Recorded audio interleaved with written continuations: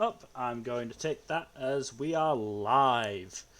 Welcome back, everybody, to the Storytime Network. It is once again Saturday, which means it is once again the Paradox Hour podcast. Well, it's technically Saturday for you guys in the colonies. Sunday for me. But, Sore loser. why wouldn't you accept our tea? Because you were taxing us for it. Anyway, today we are discussing probably one of, if not the most popular isekai out there. It's easily top 5. aka ReZero, which I have basically binged in the last two. Certainly season 1 I've binged in the last 2 days. So. Meanwhile, I haven't watched season 1 ever since it aired. So I try and remember. Don't blame you. I doubt I'm watching that anytime soon. I need to rewatch it because it aired 5 years ago. Oh my god, it aired 5 years ago. So I'm gonna watch. I have to rewatch the director's cut and then watch season 2, and it's not gonna be a fun time. Director's cut was quite good, I thought. I thought the director's cut was quite good because that's the way I watched it. I also watched it dubbed, which I thought was quite good. I did have to switch it over to the sub for one episode of the director's cut, which we'll get to, I'm sure, at some point. But other than that, I watched dubbed, and everyone gave really good performances. Okay. Yeah, dub, I don't know if I everything ever I've heard watched about the dub is, everything I've heard about the dub is pretty damn good. Also, I've been watching the dub. Cut does add a couple things here and there, but it's not too many big details. I think the biggest thing it did is that it ended the season with the first 3-4 minutes of season 2. Yeah, that's the big thing. Which, hey, hell of a thing to finish off with. Yeah. But yeah, so do you want to go top to bottom, or do you want to just start in broad strokes? I mean, let's just talk broad strokes. Just generally the summary of the series for anyone who doesn't know what this is. Well, it's an isekai, so somebody got transported to a different world. Luckily, our protagonist, Subaru, wasn't all that bothered about it, frankly. In fact, he was probably more excited about it than he has been for anything in his entire life. He's honestly one of the most, meta and self-aware isekai protagonists I've seen. For better or worse. Yeah, he knows all the tropes and everything, and he calls it out when he sees it. I mean, the unfortunately, this does bite him in the ass. Yeah, I mean, part of the issue is this is not, your typical isekai world. Exactly. And a lot of these tropes don't apply. The other issue is that, sort of an issue, definitely becomes an issue at times, is that it appears Subaru's magical isekai power is being able to reverse time when he dies. Yeah, respawn at a supposed checkpoint. Yeah. Kind of like an old arcade game. Basically. And I'll tell you what, I was quite glad they addressed this, because I was starting to wonder if it would become a thing. He can't tell anyone about it. If he does, either he dies or they die. Yep. So, he is the only person who knows about this ability, and it's a painful ability. Yeah, it's not like the normal time loop trope where they can just, catch people up to speed on what's going on each time they loop through. No, he has to keep that shit to himself. In fairness, as the season went on, he got better and better at being able to catch people up without sort of it being without too giving clunky. It away. Without even trying to give it away, and without being too clunky. But Dylan, you said you had a burning question about the first episode? Yeah, it still hasn't been answered by the series up to the point that I've watched, and I mean, maybe it was answered. It's like more of an allusion to something that could be the answer than anything. But like the first time Subaru, our protagonist, meets Emilia, the love interest, the first time he meets her, she introduces herself as Satella, and that is Yes. not explained ever. Mm. I do not get it. It is All right, I confusing. forgot about that. It is slightly confusing. Yeah, Satella, because when he calls her Satella in his next loop through, everybody looks at him like he's like got leprosy or some shit, because yeah, it's the name of the fucking witch of envy or whatever. Yeah, I'm all caught up on the anime, and that question still hasn't been answered. Yeah, so it's like it's something that I'm just like, if anybody has ideas as to what that could possibly I be. thought it was because because I remember Amelia looked similar to the fabled Wicked Witch of Satella. I mean, she does. Yeah. She looks incredibly similar. I mean, if it's not like a plot point or anything like that, my instinct is that Amelia was just giving him a fake name, and like. Yeah, you would think so, but why that particular? Why that particular one? That's like taboo to even say. Yeah. That's taboo to even say in that world. So like, I mean, she could have just said like, my name's fucking Stacy or something. I mean, maybe, No, maybe it was like a test of sort of Subaru, like say my name is Stella, see how he reacts. If he's acts disgusted, yeah, he's probably a shit dude. If not, then maybe this can work. I don't know. Yeah, It's hard to tell because we don't know if Amelia even had the slightest clue as to what Subaru's situation was, other than just he was a stranger that she met and had odd personality mannerisms, and that's it. I'm wondering if she called herself Satella to maybe try to scare him off, like. Again, If he were like it's a a normal distinct citizen. possibility. As I said, it could be that sort of like test of what kind of person are you, in fact. Maybe, yeah. Who knows? Hopefully that gets answered at some point, but like, it's just been on my mind since I started the series. No, it's a fair question. I mean, ReZero has a lot of mysteries that are still ongoing, all through the true. first and second Yeah. seasons. I mean, I think that's kind of the drawback of being mostly from the point of view of the protagonist. I mean, I would say that in just the sense of Subaru at times is not the most likable of people, and it really would rather see things from somebody else's perspective. I mean, hey, I liked Old Man Rom. Why can't we follow him for a couple of episodes? I mean, that's kind of fair, but at the same time, like, part of the point of the series is Subaru's growth as a person. Yeah. He has these expectations as like an isekai protagonist, and he has to like come to grips with, and the show really kicks him in the nuts a lot about that. Yeah. He really so that until he becomes like somewhat more of like a better leader, like more of a leader or a better character.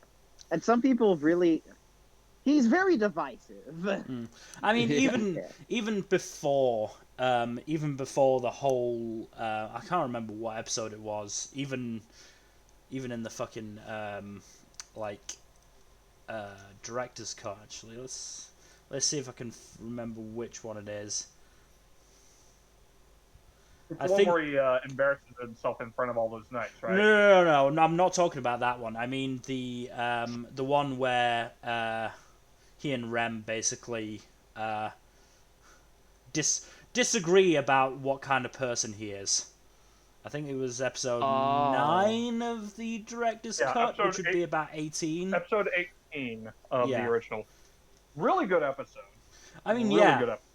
I mean, episode 18. Oh yeah, it was just like, was it the one where he's just talking with Rem? Yeah, pretty much. 90% of the episode was just that episode was really like, Yeah.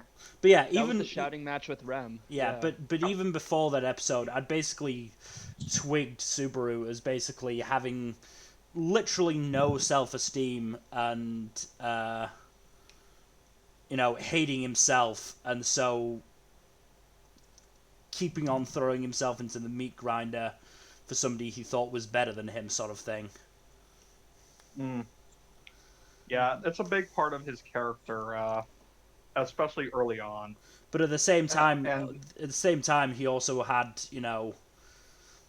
because he had these preconceived notions of isekai hero-dom, he felt that because he was in this role, he was the hero, and therefore, especially Emilia, couldn't do anything without him. Yeah, he definitely got caught up in a hero complex. Like he expected kind of, okay, what his expectations were in my mind were basically what happened with Rimuru in Nakatama got reincarnated as a slime. Like that's probably the isekai he thought he was in, and he finds out that he's very much, where the protagonist is overpowered as fuck, and he is very much not that protagonist. I'd even say he's almost the polar opposite of that protagonist because he has next to no combat ability. And I think a lot of the show is him finally fucking realizing that, hey, maybe I shouldn't like try to fight everything that's getting in my way. Well, again, the issue is I don't think he, especially after the first set of loops, I think he absolutely realized that he wasn't strong enough to deal with anything in this world. Oh, Yeah. absolutely not. But at the same time, he thought so little of himself. He thought, well, I should be the one to put myself in danger in all of these situations, regardless of the fact that I'm probably not going to be able to do anything about it. I'm still going to have to try, obviously, because I, don't like to keep dying in incredibly painful ways, but... Although he does get to the point where he's literally just kind of like throwing himself on a knife at certain points because he's just trying to start the loop over. Oh, yeah, Well, no, like he there are those committed suicide at least like 2 or 3 times in the first season. Oh yeah. 2 or 3 times? And if you think it, Probably more. the time he dives off the cliff, and I Yeah. think another time was I forget what the other time. he stabs himself one time. Did he stab himself one time? I can't remember that. I don't I thought believe so. No, thought what so. he does is suicide by puck, basically. Oh, yeah, okay, more or that less. makes sense. Yeah, that makes sense. Suicide by Puck. Yeah. Oh, we got to talk about Puck. Puck Speaking- is oh, a very interesting character. I love Puck. It helps that the Puck is voiced in the dub by Eric Mendez. So Gon in That's who Hunter. voices him. Yeah. That's right. Yeah. Gon in Hunter. What else? She's in a lot. She's a really She prominent is voice in a actor. lot. What else? I'm still gonna try and find something else. She is, I assume, Kid Polnareff in JoJo's Part 3. Megumin in Konosuba. Sachio in Megalobox. Oh, dang. Oh, okay. And Emma in Promised Neverland. That's a fucking good lineup. Got some pro tags in there. She also, or at least secondary to the pro tag.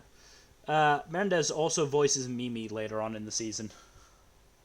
Oh, that's a fun character. Most of the characters actually introduced in the second half of the season, I did really enjoy, even if I wasn't, certainly the first half of the second half of the season, if that makes sense. I wasn't the biggest fan of, just because it was The Knights, right?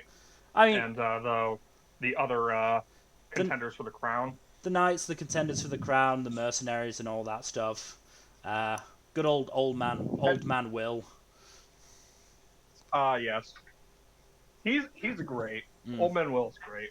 I mean, I liked most of the secondary characters, to be honest. I mean, certainly after that first arc, I was disappointed. Characters like Felt and, as I said, Rom just didn't show up as often. Yeah. I am glad that Felt comes back in a big way in the second half of the season, even if it's only briefly. Yeah. Because she's such an interesting and fun character. And I love her whole reaction to being accidentally entered into the contest for the crowns. Like, Hmm. you know what? You guys are just perpetuating the system. I'm gonna tear it all the fuck down if I get put in charge. Yeah.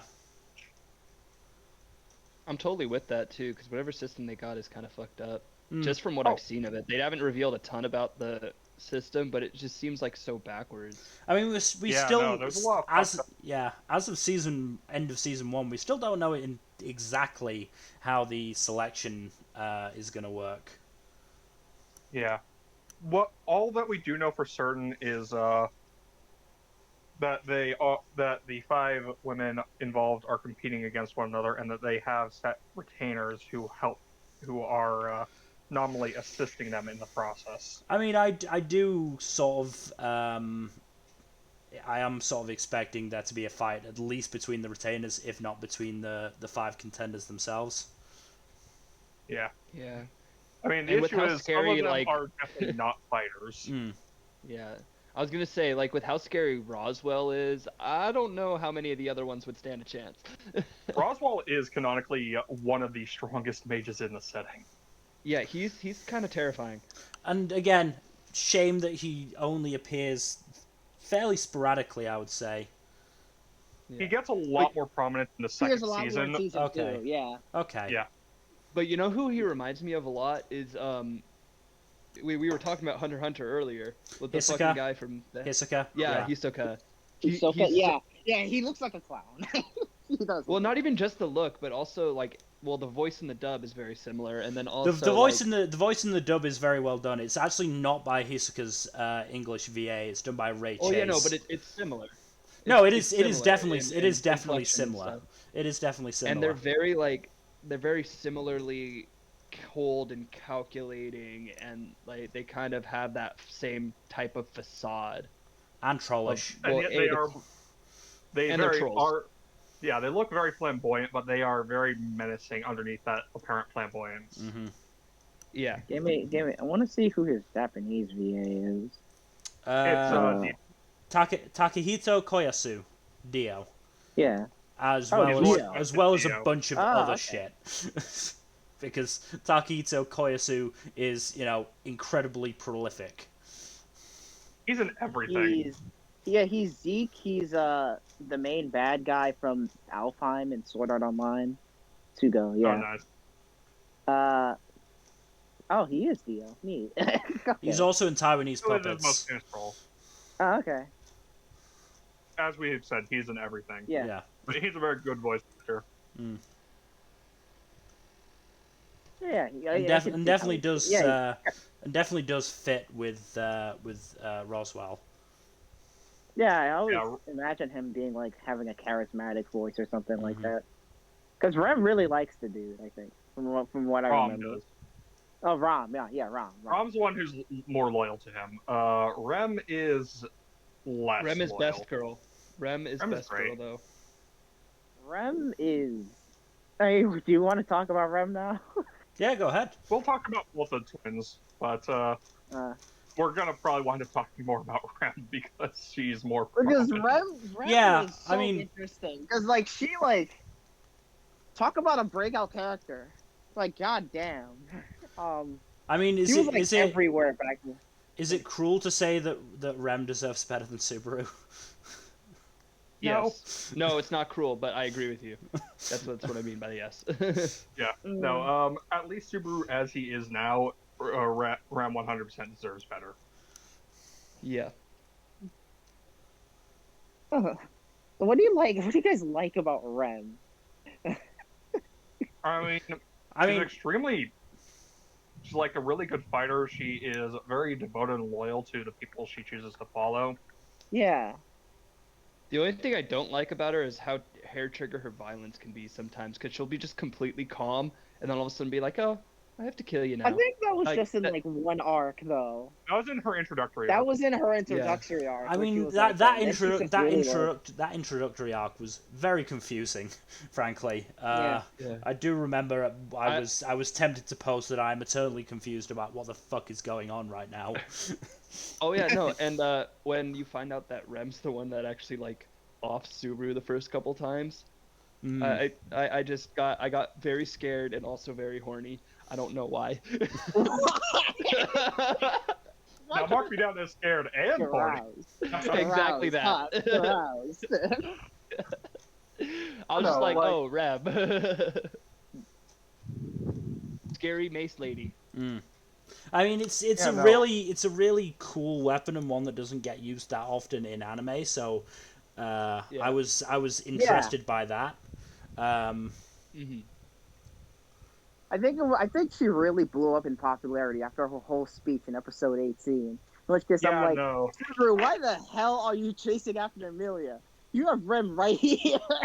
Like, Yeah, I was okay when it was literally just like, oh, if you want, we could run away together and like everything, and I was just like, do it, do it, do it, do it. there's an actual story in which that There actually happens. Yeah, there's a side what if There's a story. side story in which that actually happens. And apparently, I think I remember some really rich guy wanted to like fund that. He wanted to fund an anime of that. So that was interesting. But yeah, they just have like a bunch of kids and they go to the farm side. That was cute, but I guess it wouldn't be in Subaru's character. That would have been the good ending, but like not Nah, good he for had to the say, their "I love show Amelia." ratings. Not good for the show Nah. ratings. Nah, you have to say I love Amelia. I mean, it's kind of counterintuitive to continuing the actual plot of the show, unfortunately. yeah. And like Amelia is getting less whiny, but she's still kind of a dumb bitch. Amelia does not, unfortunately, doesn't get a lot of focus in the first season. Yeah, she doesn't get a lot of focus in the first season. The Apparently, second season it fleshes her out a lot more. Yeah. Yeah, and you find out how much of a dumb bitch she is. All right, let's season 2 stuff under wraps. I know. Besides, And I like, don't- the Vegas stuff. And I don't mean to like throw hate at her or anything, but like there's definitely some things that she's just stupid for the writer's convenience for, or like oblivious to for the writer's convenience. Any I examples don't know from about season that. 1? Nothing really from season 1. Most of my examples are from season 2, which is why we should probably stop talking about it. Yeah. Because I mean, most of her stuff in season 1, especially when she drops Subaru like a bad habit in episode 13. See, that was a moment where Subaru definitely kind of deserved that. No, Oh, was definitely. it when he total was like cunt. white knighting her? Yeah. Yeah. Yeah, I couldn't. Yeah, I understand that. I That was really probably hated the Subaru at that point in the season. I gotta say. Yeah, I Like, she was- understand that. Well, no, I don't that- think I have ever gotten secondhand embarrassment. Yeah, horror. I felt secondhand character. embarrassment from that, even when I was watching. No, I don't wanna- that's the episode. I'm not looking forward to that. That's the but I episode I really had to switch over to the sub and just keep my earphones out and just read the subtitles covering the rest of the screen. Because I just, Oh, it was yeah. getting so bad. Like, I couldn't stand it. Pathetic. That was Yeah, I even mean, harder to watch than Subaru getting fucking eviscerated. Oh, I could watch Yeah. that. I could watch that all day. Yeah, don't it actually care. made me want to watch it again. Like I gotta say, like I enjoyed that clip even more after watching Subaru go full retard. But that's the thing. I mean, that's a combination of his like own self, like his own low self-esteem, and then like. Well, him this realizing this he's this powerless one in this wasn't one, his but, like, self-esteem. It was his hero complex coming in. Like, Yeah, hero him complex, believing that he needed to be there to protect Amelia, and he was the one who should because he's Subaru. yeah. He's the main protagonist of an isekai, so Yeah. that's how this shit usually goes, right? Mhm. No, it's not. No, Not this time. Mhm. no. And I mean, fair play. What I did listen to of the sub was very good. Mhm. I did manage who to voices listen. Yusuke Kobayashi. Yeah, Yusuke Kobayashi, Senku, and Dr. Stone. yeah, he's Senku. I Which did is, I did hear it at points as well. He's also Arthur too. So that's neat. Arthur from what? Wow, Fire Force. Arthur Force. and Senku, how Oh, how yeah. different roles you could get. The duality of man. They're both similarly arrogant. Yeah, No, but one is one's smart and one is dumb. one is smart enough to recreate the world. The other is dumb enough to hold his sword in the wrong hand. That's true. Yeah. It is very much a duality of man situation there, in terms They're like of two the. sides of the same coin. Just like one has -2 int, the other has like +10 int. Yeah. But yeah, he does Basically- put on a really good performance. Hmm. So, Yeah. from what I remember. No, he does. Uh, From what I heard of it, he did a good job. As did Rie Takahashi as Amelia. I mean, it's really hard to find a bad voice acting performance in this. Mm. What's really insane about even voice in the English acting, dub. what's really insane about the voice acting is the guy they got to voice Beetlejuice. oh, that's is the guy who Kirito. plays Oh yeah, fucking I remember hearing about. I remember first discovering that, and it blew my mind. It absolutely blew my mind. I'm like, wow, this man can actually act. He's It's not not. just It's not your far-fetched. boring. Once No, again, he's not. once again, fucking Kirito holds somebody back. Yeah, no. But the thing is, he gets typecast as all these like really generic. I'm like, okay, I like. He gets typecast as like your basic isekai or harem MC, so you don't really get to hear his full range. But then you hear him as Betelgeuse, and he sounds so insane. And I'm Once, glad that he he's- also once went again, on to And I'm voice, glad, I'm glad Inosuke. he's doing more. Yeah, I'm glad he's doing more insane roles like Inosuke, because goddamn, he kills it as Betelgeuse. I will say, I think I have a good reason why he's probably learning, or he might be just doing those voices more to maybe practice for, the new season of SAO, in which he's probably going to have to use that crazy voice. Who knows? I But don't. still, I don't know if anybody's even caught up on it, but yeah, it's going to get insane next season. caught up implies I ever watched it in the first place. Yeah, I true. You have to only get through watched some real season bullshit one. to get to the good parts. But Alicization is actually not bad. Good overall. parts in SAO seem like not compatible. SAO is like really. SAO is a mixed bag for me. There's actually some good parts, but there's also bad parts as well. Yeah, it's one of those things where you watch for the good parts and just skip through the bad parts, for me at least. Anyways, we're talking about ReZero, aren't we? Yes. Yeah, Yeah. I was gonna say we got off topic. Yeah. So Yeah, another character from the Roswell Manor arc, I guess, that I quite liked was Beatrice. Yes, I knew we were gonna talk about Beatrice her. is She's great. awesome. Yeah, I hear a She's lot. so I tragic, don't remember though. Beatrice. I don't remember Beatrice all that much. Really? Well, It yeah. doesn't get Did a she- lot of focus, Did she? but the second season gets a lot into her. Yeah. Yeah, Did she have a vocal tick in the sub? Yes. I don't remember. It's Hashira, I suppose. That Okay, was so because it's that's what was used in the dub, and I was just curious. Yeah. Because Yeah, no, she says Yeah, red it did clothes at sound the end of, choppy like, at every certain other times. yeah, because like the first couple of times it happened, didn't notice it, and then it kept happening. It was like, wait, is this supposed to be a tick? Okay, interesting.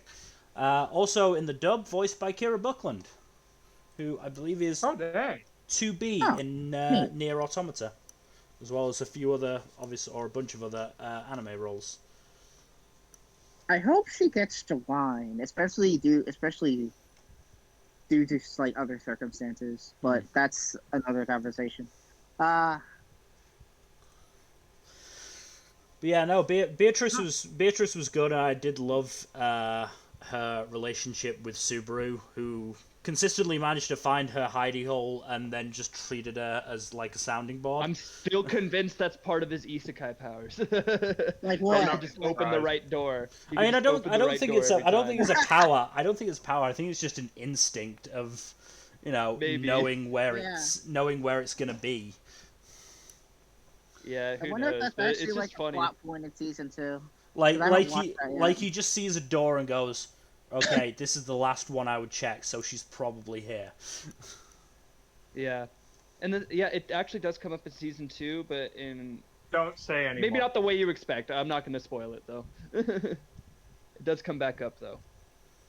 Yeah, Beatrice is a very fun character, and you learn more about her in season 2, and I don't want to say any more about it because I don't want to accidentally spoil on anything.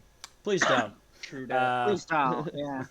But But she's such a fascinating character, and she has a Mm. great dynamic with Subaru, Mm. which is always fun to watch their interactions. I've just remembered something. I did actually predict that the dog bite was the cause of Subaru dying the first time in that arc.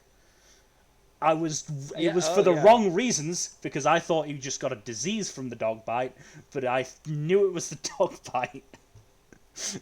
Yeah, no. Like, he did get bitten by a dog. I thought he just got, like, tetanus or rabies. I mean, honestly, it's kind of impressive how good the foreshadowing in the show can be. Mm.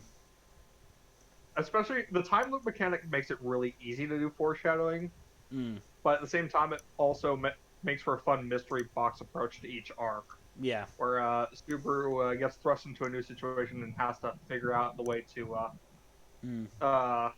get out of it. Yeah. I do think the foreshadowing in the show has been good. There were definitely a couple of aspects that I actually did notice ahead of time, which is always, a good sign for foreshadowing. Mm-hmm. Um, Even if you don't exactly understand what the detail means, the fact that you catch a detail as significant and it pays off later is always a fun thing. I was right for the wrong reasons on the dog bite, and I'm gonna take that. But I bet you still felt like Sherlock Holmes. Yes, I did. There I you still go. would have squished the dog. It would have been for the wrong reasons, but I would have done it. Just drop kick it. See Yeah. what happens. That little dog ended up being what the dog is. yeah. I mean, that little dog ended up being a lot scarier than I suspected it would be. Also, No, I'm trying to remember. oh what wait, happened. wait. Oh, right. Is the little girl thing? Did we find out about that? Is that season 1 or season 2? What little girl? We Jack, Don't you can worry help me about with this. we discover she so it must be season disappears, but we don't know where she went. Ah, okay. Yeah. There's That's a whole nothing fucked up really- story. There's nothing really firmly stated about her other than a mild implication that there's something sketchy about her and that's why she disappeared. Mm-hmm. Mm-hmm. Yeah, we'll find out about that in season 2. That's You find An out a lot interesting about one. a lot of stuff in season 2. Season 2 is that's a lot when shit really very- gets like revealed. There's a lot of revelation stuff in season 2, so it's kind of hard to not say stuff because a lot of the mysteries in season 1, though not all, do get answered in season 2. Yeah. But what we can talk about is the fucking white whale. Oh yeah, that was a huge. Arc. That fucking arc was holy shit.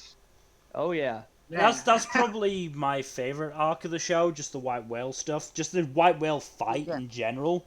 Yeah, Mainly also because the arc. mainly because I just loved all the fucking mercenary characters. Yeah. Oh yeah, no, they were all Plus- super cool. Well, Plus the whole thing with Wilhelm going fucking Yeah. ham on the thing that killed his wife. Yeah. Yeah, Oh, yeah, that was dude. great. Yeah, that was great. Just like Shit's this, awesome. you get this intense emotional story about a side character who had barely any focus before this, Mm. and it's so fucking good anyway. It's really good. The dude's yeah. a badass. The dude's legit a total badass. Mhm. Oh man. I mean, But I then- did expect a little bit of it because before watching prior, I watched a ReZero AMV, which had him fighting the white whale in, so I was expecting that level of badassery, but it was still a lot of fun.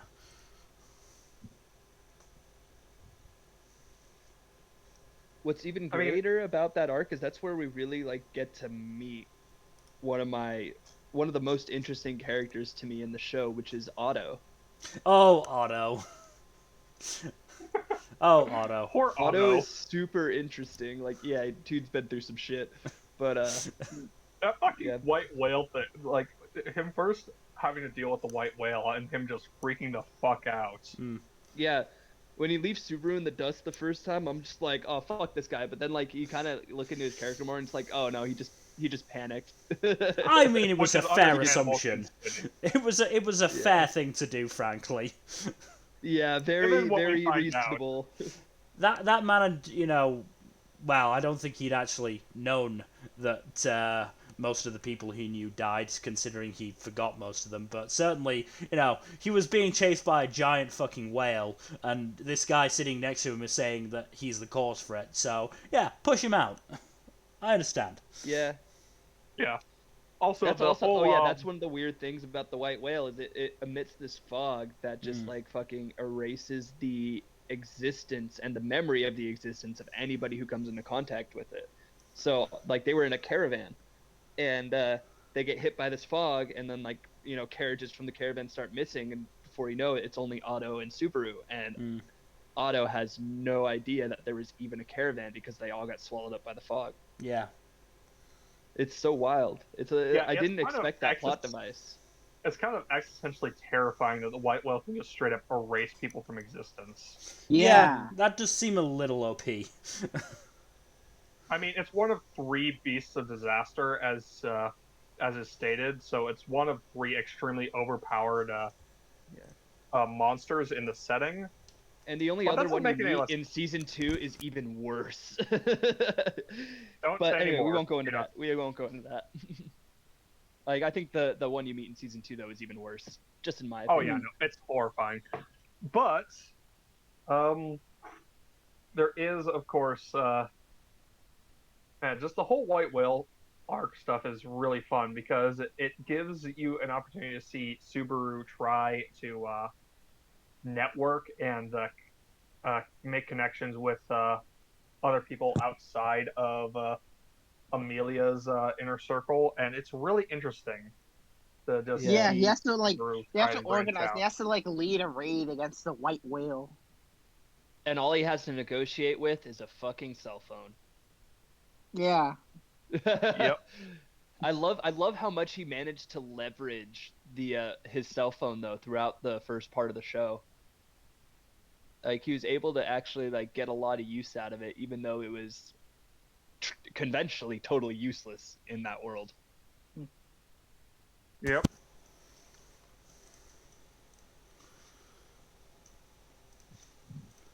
But of course, there is also the little fun fact of what was it? Most of the contenders for the throne are kind of assholes. Most of them in their own ways. The only one I would really say is an asshole is Priscilla. Fair. She is probably the worst. I mean, we don't Priscilla's really. the corporate gal, right? No, she's the. Priscilla is the aristocrat. Yeah. Oh, that bitch. Okay, yeah, I know her. The corporate broad is kind of a dick, but more just opportunistic. Yeah, she is a bit more reasonable than Priscilla. Yeah. I mean, corporate at least seemed. I'm actually going to try and find the name for Anastasia. her. Anastasia. Anastasia at least seemed willing to work with Subaru as long as she came out with something profitable. Yeah. Which that was the main deal. Considering that Subaru is openly working for a rival to her, it's not unfair. It's a pretty rational thing to do. But especially Krush is the one who is, I think, my favorite of the 3 other ones that we meet in this arc. That's the military girl, yeah. Yeah, it's funny because I think of them as aristocrat lady, corporate lady, military lady, and then Amelia's kind of just princess lady, but Amelia. And then there's one more, isn't there? Oh yeah, that's right. That's Felt, yeah. Yeah. Felt. But and she's just anarchy. She's anarchy lady. Yeah. Speaking of Krush, we also get introduced to Felix. Yeah. Who it's hard to say if Felix is intended to be trans or not. I don't think so. He's not There's trans. Definitely the coding there.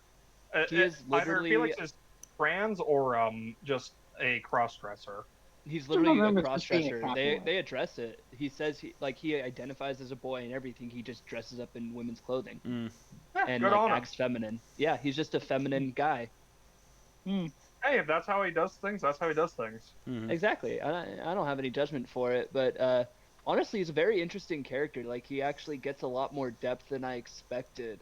Like I almost Mm. expected the authors just use him as some kind of surface level character though. I mean that's Yeah, that no. scene at the very end of the last arc when Subaru is asking Felix and Julius to kill him. Like Yeah. that one was probably one of the rougher deaths, just from an emotional point of view, Oh Hmm. yeah, and no, that was a rough one. and solely because of the reactions by Felix and Julius. Oh yeah. Like Oh yeah, you're those talking dudes, about when he like. Oh yeah.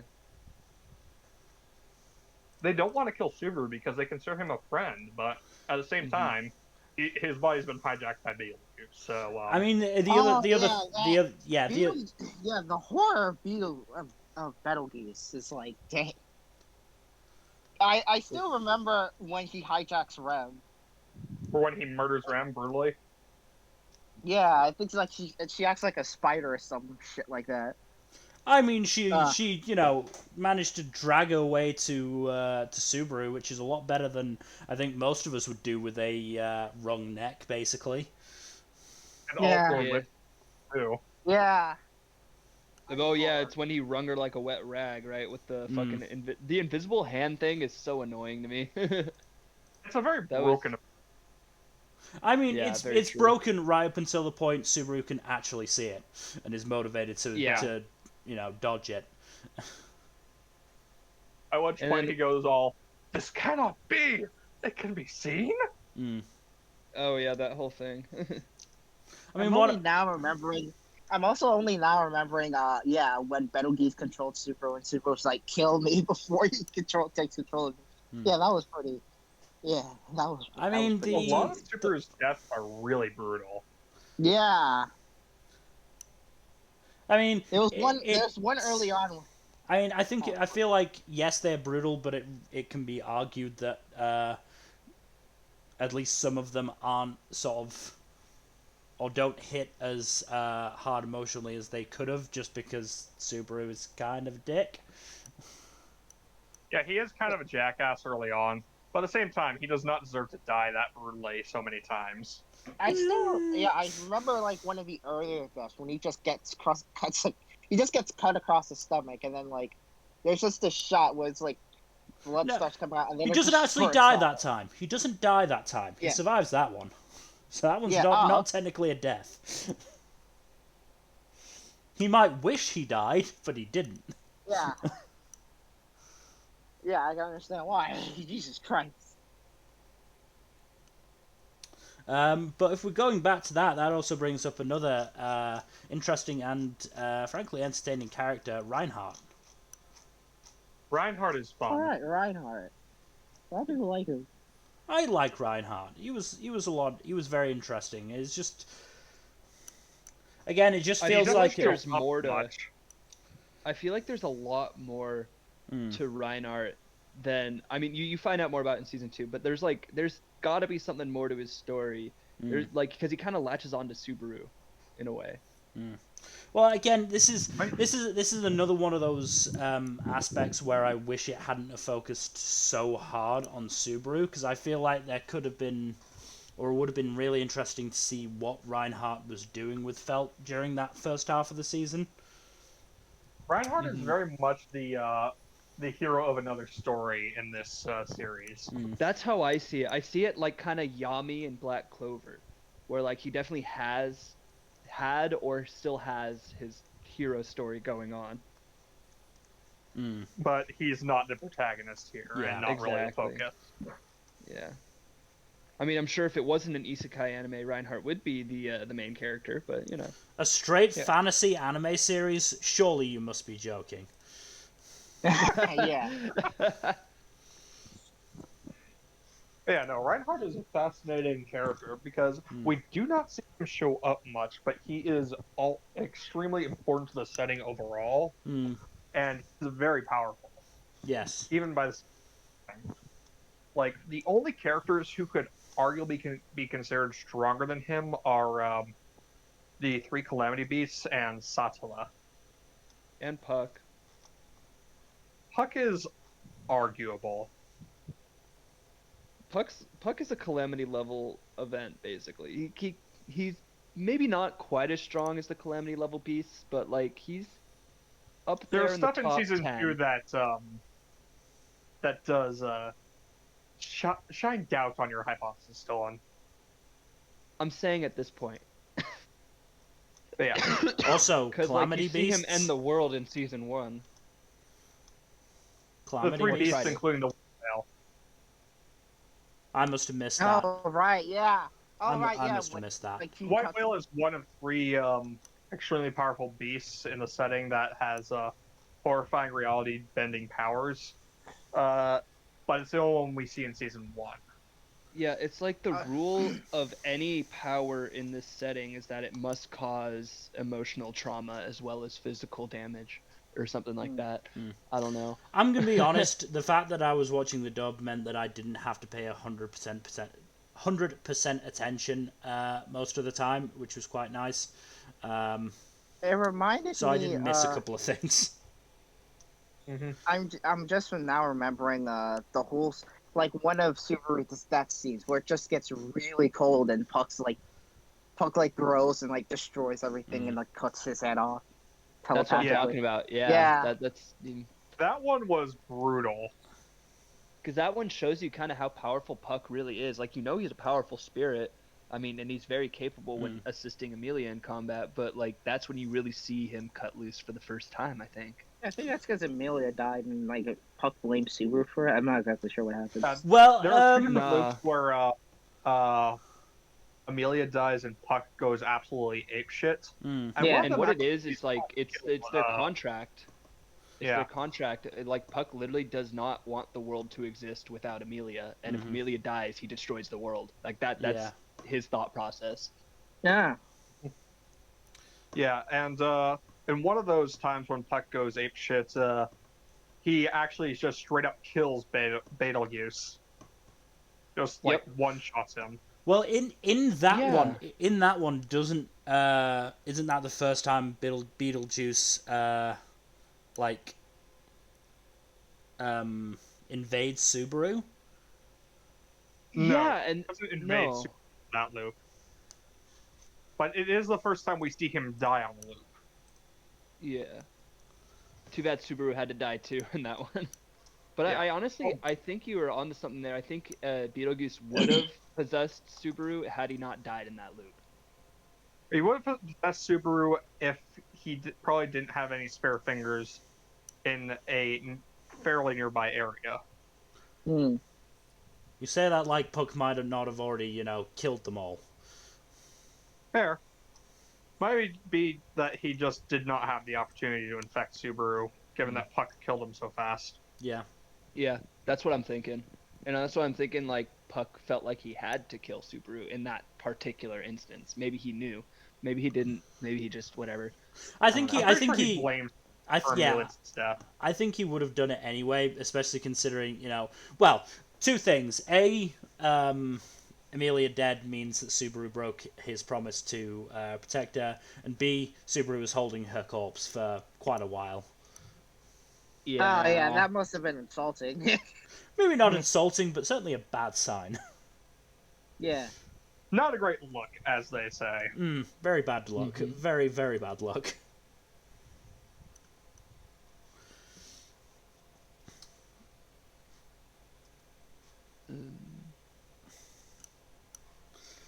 But yeah, I mean, the implication that I got is that Emilia is very much what's the word I'm looking for? Limiting Puck's power, and that Puck very much has the ability to be very dangerous, let's say. Yeah. Yeah. Puck Should he could get the actually cause motivation? the apocalypse. Yes. Whether what people or how people would feel about Amelia, should they learn that, is a whole nother matter that certainly never got addressed during the show. But well, I imagine Subaru might have had a bit more respect for Puck, Yeah. having seen that. Maybe a little bit more fear.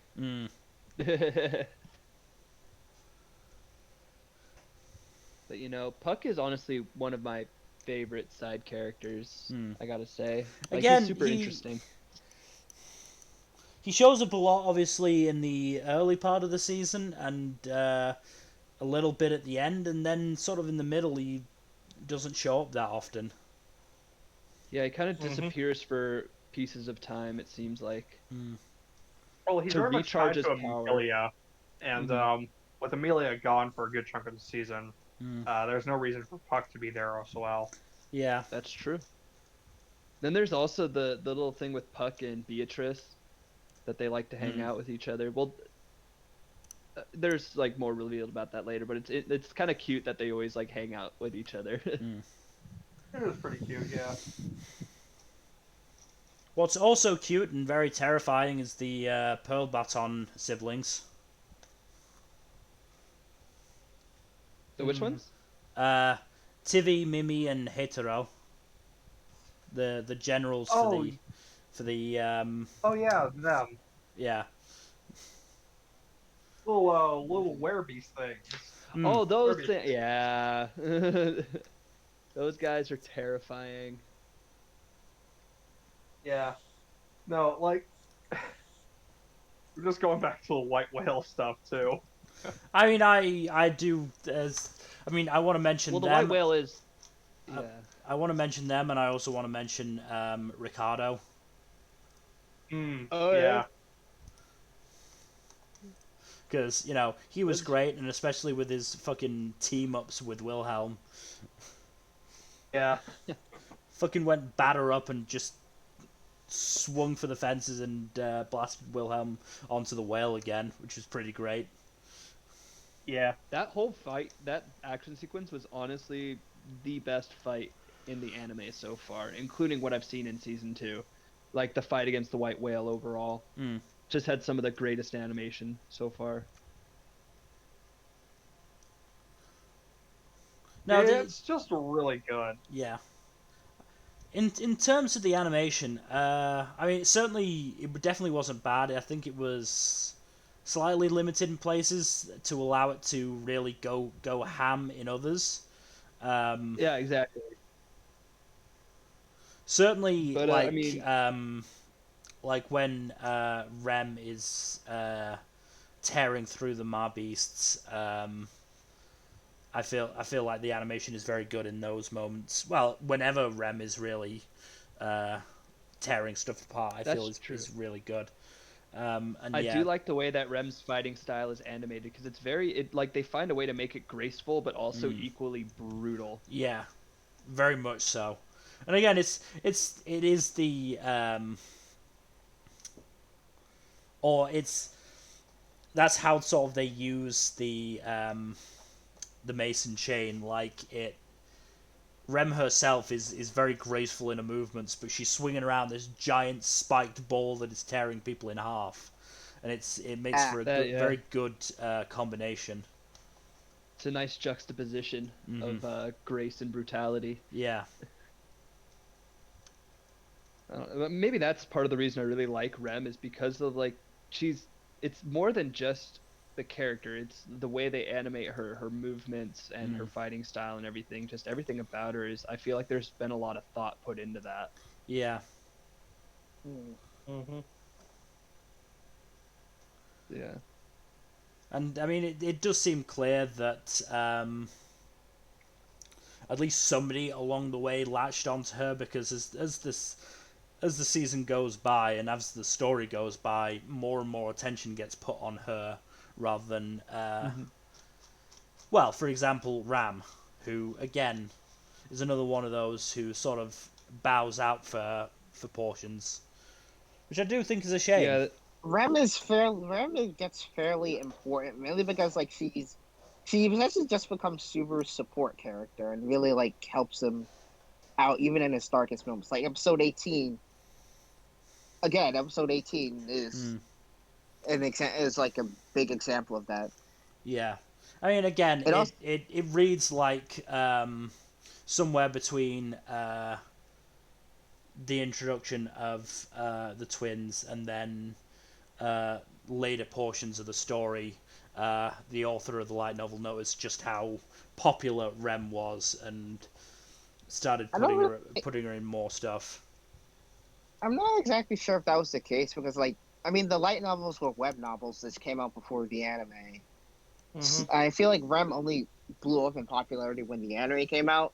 I just think I'm pretty it was sure she like was popular during the light novels as well. It's just the anime kind of took that up to 11. yeah. It's just more like, okay, he decides to focus on Rem. He like decided to like focus on Rem because, again, the whole mansion arc was mainly about her, was sort of about her, because she was the one killing Subaru and all that. So after that happened, I mean, I think it and was. like, I think it was also about Ram. I mean, Ram. So I mean that fucking scene where she's crying over Rem's body after Rem was the one who took the curse. Like Jesus, the performance in that was superb. mm, And even during the climax of that arc, Ram probably got more one-on-one time with Subaru than Rem did, really. So Maybe. I mean, I don't know, but that's how it feels to me. Um, I mean, hell, maybe the author just started liking writing Rem and decided to make her more of a prominent character. well, at least in season one. You did see the last bit of season At one, least it's right? season Yes, one. I did see the last bit of season one and the At least director's it's cut. season I one. was quite confused. It gets elaborated upon more in season 2. Well, Let's I would just like say- to think so. It would be a pretty fucking awful cliffhanger if it just went, wait, who's Ram? And then just didn't, like, do anything with it for the entire season. I don't know if it sounds like there's something I want to mention because I haven't watched season 2, but I do know about like what exactly happened to Rem, and I kind of want to mention like something else. I kind of want to make a joke about it, but I feel like that might just be spoilers. That might just be spoilers, but I'm not. I'll just write it. I'll let me just write it in the chat, and then if you guys want to take a look at it, then sure. So one thing I was confused about, I will talk about this while Coney's doing that, is the whole thing about or the whole duel with Julius thing. Like, I got that it was a black mark on his record and obviously bad for Subaru, but like there were a couple of mentions at times that Julius was doing that to help Subaru, but I really didn't understand that.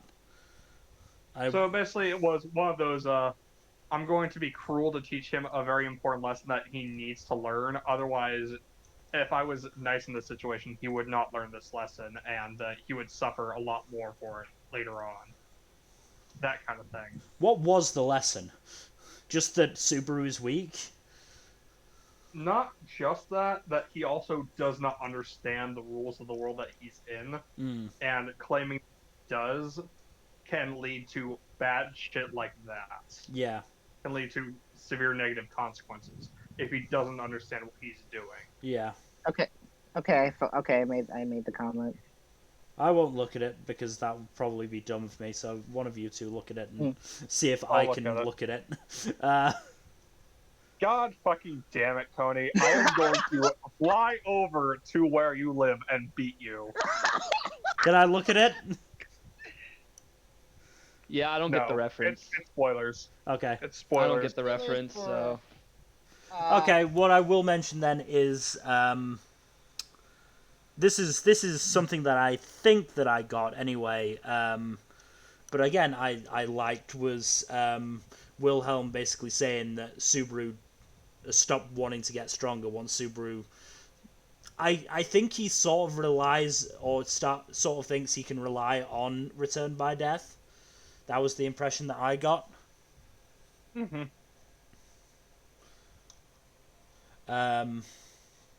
Which again, I mean, this is a very interesting series in that it does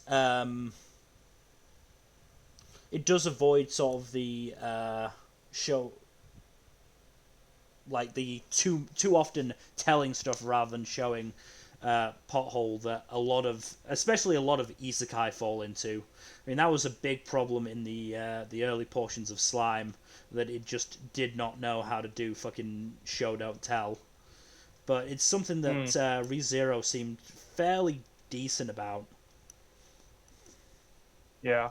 Like, a lot of the world building stuff is also very understated and low key, because, like, if the story had to sit down every time a concept came up and explain it to Subaru, it would drag the pacing down to shit.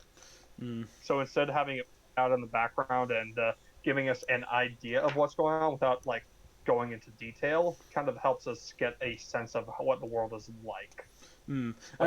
Yeah, and I don't know if have you read the light novels, Jack? Oh, but I have some of them, and I plan to read them at some point. I mean, my instinct is that in the light novels, Subaru is very much a unreliable narrator, and the anime does do a decent job of showing that as well. That would not surprise me.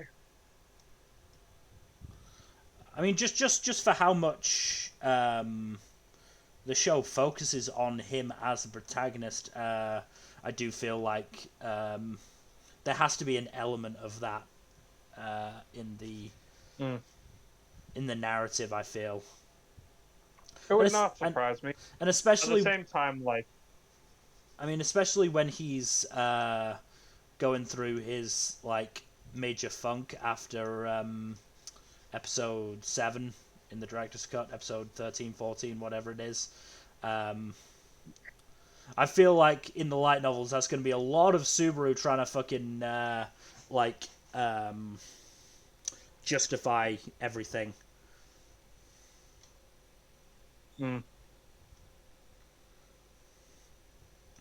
Which he still does to an extent in the anime, but obviously less so considering there's only so many times we can, hear his thoughts and be in his head. Yeah, he's Go ahead. I was gonna say, Subaru is very much what's the word for it? He's not like 100% unreliable in terms of like his observation of the surroundings of his surroundings, but at the same time, like, he doesn't have much context, and he doesn't really have a way or desire to seek out that context. No, he's too busy being a full-on simp for Amelia. Yep. Yeah. And frankly, had certainly in the first half of the season, had Amelia been at all sort of, or had Amelia not been at least a little receptive of every single one of his advances, it would have been a lot creepier. Like, Amelia does seem to at least like him to some degree at this point, but at the same time, she also does feel a bit put off by him being a bit too forward, and he seems to be overly familiar with her at some points because he remembers stuff that she doesn't because of the time loops. Especially since that we never really get a good explanation as to why he likes her so much. Like, she fell in love because he's thinking with his dick. Yeah, I know he fell in love with her at first sight, but like thinking with his dick even harder than fucking NASA did in Tonikawa. I think part of it is because she's the first person to like show him any degree of affection, any significant degree of kindness when he shows up in the other world. Mm-hmm. Like, when he shows up, like a few other strangers just straight up trying to mug him. The fucking muggers continuing to show up and getting scared off was always quite entertaining. I love how he just gets tired of it too. He's just like, oh, "Fuck you guys again." Yeah. No, when he comes across Priscilla, just like, "Are you three the only muggers in this city?" Yeah, right. That is funny. Like, come on, there's surely got to be some of the criminals around here. Why is it always you three? And they're always just like, I don't know what the fuck you're talking about, man. This is the first time we're seeing you. Well, no, they Actually- recognized him that time, but they recognized him as friend of Reinhardt, which is scary to them. Oh, Yeah. Question: what do you guys think of Elsa? Elsa was an interesting She first is protagonist. terrifying. Yeah, I mean, I do wanna talk about the antagonists, because I mean, obviously, I mean, Elsa was a very interesting first one. Elsa still makes me a little bit horny. Scaroused. So, Yeah, a little bit Yeah. aroused. That Like, knocked me down why to do I have a scared thing and for horny. psychopath ladies? I remember I mean- because like someone posted like Elsa fan art, and I was looking around on Discord. Someone just posted Elsa fan art. I'm like, oh right, I forgot about it. Yeah. See, I if do I think- look up Elsa fan art, I'm not gonna get what I'm looking for. Oh. I don't know about that. I just posted what I found in stream chat. But yeah, I do think she's Oh, she's a yeah. good choice for a Giant for a mommy milkers. Knocked off. Chris. What? Come on. Keep it in your pants. Keep it in your fucking pants. Bonk. Horny jail time. You are sentenced to 3 minutes of horny jail. I can Go mute to him. your I can mute him if you want to actually impose that. do it. There we go. He can't talk for the next 3 minutes. So yeah, Elsa, very interesting first antagonist. Yeah, no, she was. I mean, obviously, the tiny scary dog in the second arc I think was a very good antagonist. Yeah. Third arc, aka And Subaru- Subaru is a dick. I don't think there is. I think Subaru is the antagonist in that one, frankly, So by actually, getting in his so own fucking way. The series is broke. The series, I know series I know as technically covered in- I know technically the second half of season 1 was its own arc, but I'm splitting them up a little bit more, just because I do feel like there are different antagonists at different points in that broadly, our final three can be half broken of the episode. up by the antagonists of Betelgeuse and the White Whale are the two main antagonists. Yeah, of the second half. I just feel like my one issue is that there wasn't massively compelling antagonists. I mean, the White Whale was interesting just because of its size and the whole Wilhelm stuff. But Beetlejuice, I feel like, only really had his craziness. The thing with Beetlejuice is he makes for a fascinating foil to Subaru. If you look into the characters even a little bit. How so? I mean, it was just so tough to get past, the craziness of Beetlejuice, and it just, I don't know. After the fourth or fifth time, he's introducing himself, and we're seeing him act crazy in pretty much the same way. It just sort of got tiring. I can kind of see that. Yeah, I can see that. You learn more about him a lot more interesting and compelling. But saying any more than that is spoilers. And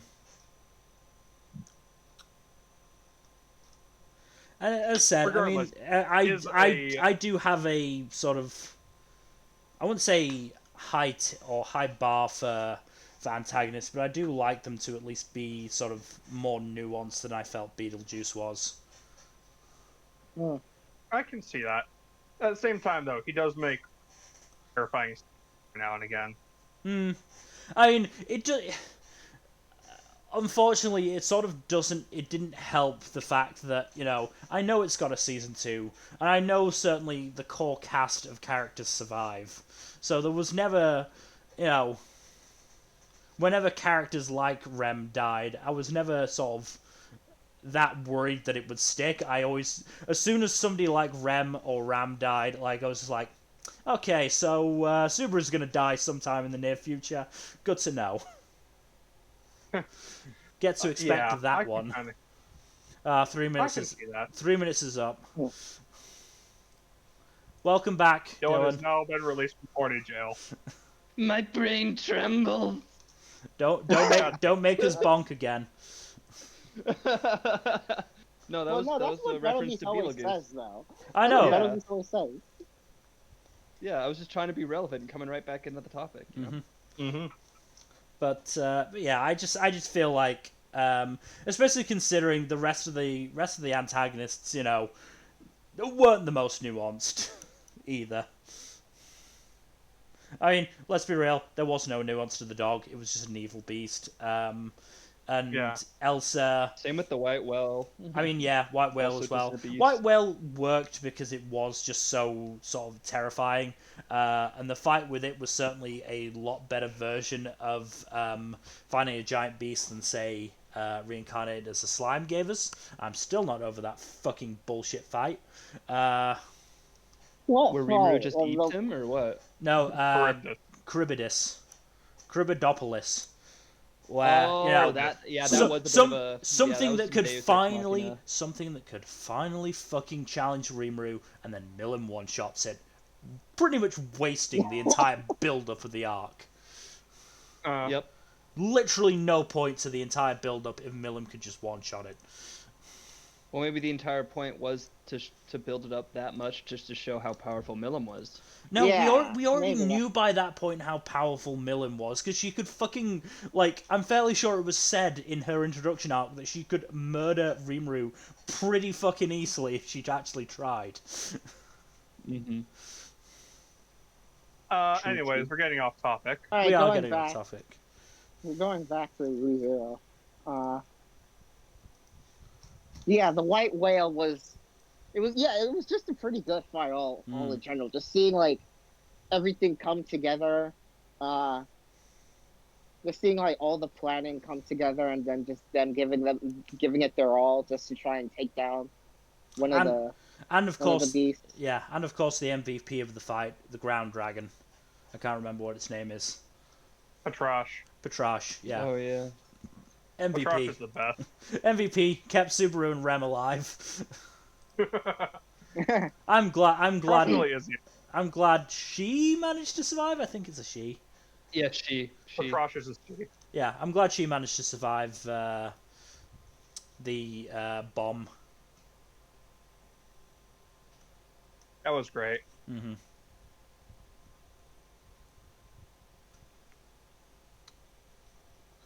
But the other character I know I've mentioned before that I loved in that fight was Ricardo. He was just fucking great. I love the kobold. I think he is. That's what Mal says he is, anyway. Yeah, he is a kobold, which is kind of like a werebeast type of thing. Yeah. At least in this setting. Mm-hmm. Kobolds in D&D are very different. Kobolds are very sort of vary on depending on the setting. It's Yeah. There's no one type of kobold. But yeah, no, I fucking loved him. It's fucking like oh god. I can't remember the name of the fucking knife. What's the one you used to like cut giant hunks of meat? Cleaver sword. That's it. I knew it was a C. Got there in the end. In my defense, it's 2 a.m. Cut me some slack. Fair enough. You did also just binge the entire show, Yeah, or the entire first season. yeah. It's sort of running through my head, on loop. Just trying to think of other things. I mean, we haven't discussed. I'm gonna butcher the pronunciation of this name, I'm sure. Theoracia. Theracia? Yeah. That was the Wilhelm's original wife. Sword Saint, right? Yeah, Wilhelm's wife. I do like her flashback romance with Wilhelm. It's a very very unique and touching, I think. At the same time, I'm not sure how okay I am that, you know, the whole thing is, you're so pretty you shouldn't be fighting. Yeah, I don't like that part, but at the same time, I do like the idea of it's kind of her sexist. Oh yeah, no. But I do like the idea of her feeling burdened with the power and title she's been given, and just wanting an excuse to leave it behind. Yeah. And Wilhelm actually giving her that excuse by beating her. Mm. Which is the best way to read that. Yeah. I think. I mean, no, like I'm fine with the whole, you know, Wilhelm beating her to take her title so that she isn't like burdened by it. But like the whole you never have to wield a sword anymore, or you'll never wield a sword anymore. It's like you can still wield a sword, right? Like I mean, she did wield a sword, and that led to her death against the White Whale. That was something that confused me, because I'm assuming that she was the sword master they were mentioning that died against the White Whale. Because I'm pretty sure that's the case. Because prior to that, I worried that it was Reinhardt, and he just died off screen. It was Teresia. Because like it got mentioned, and then Subaru died and went back. Was like, did he go back to before Reinhardt died? I hope he did. I don't want Reinhardt to have already died and it'd be undoable. I like Reinhardt. I mean, I was sort of working off the assumption because I think they also said that Reinhardt had gone off to do something. And then they mentioned that, you know, a Master Swordsman had died against it, and so I sort of put 2 and 2 together and got 5. And got worried.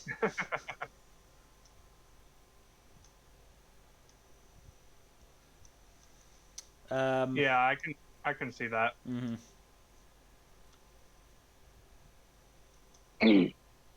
But yeah, no, it was Teresia, and she did die like. I mean, she died 14 years ago, I think it said. Over a decade ago, yeah. Yeah. I mean, again, the other thing I'm sort of not sure how to feel about is we didn't get to see. We only ever saw Teresia in her as a young woman. Like I feel like there was room for a flashback from just before she left to fight the White Whale. That would have been nice, but at the same time, like it might have slowed down the pacing a bit. I mean that's another thing I will say. The pacing of this show was very, very good, because I was thinking last night, especially because it was the first half of the series. A lot of the 2 core shows that I have watched, or watched the starts of mostly, over the last sort of few seasons of seasonal anime, I've always sort of struggled to get into them because they felt very slow. Yeah. This definitely didn't. I didn't get that feeling from this. This felt very well paced and you know, interesting enough to keep me motivated. That said, I am not sure if I hadn't been watching it for this, whether I would have made it past episode 13 and 14. That is the best part of the show, I think.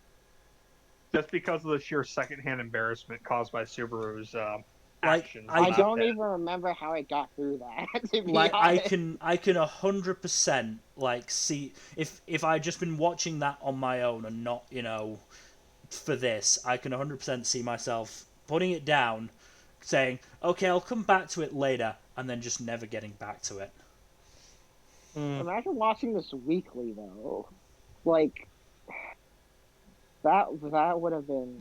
I mean, imagine watching 1 week episode 13 and then the next week episode 14, both of which was so hard to get through.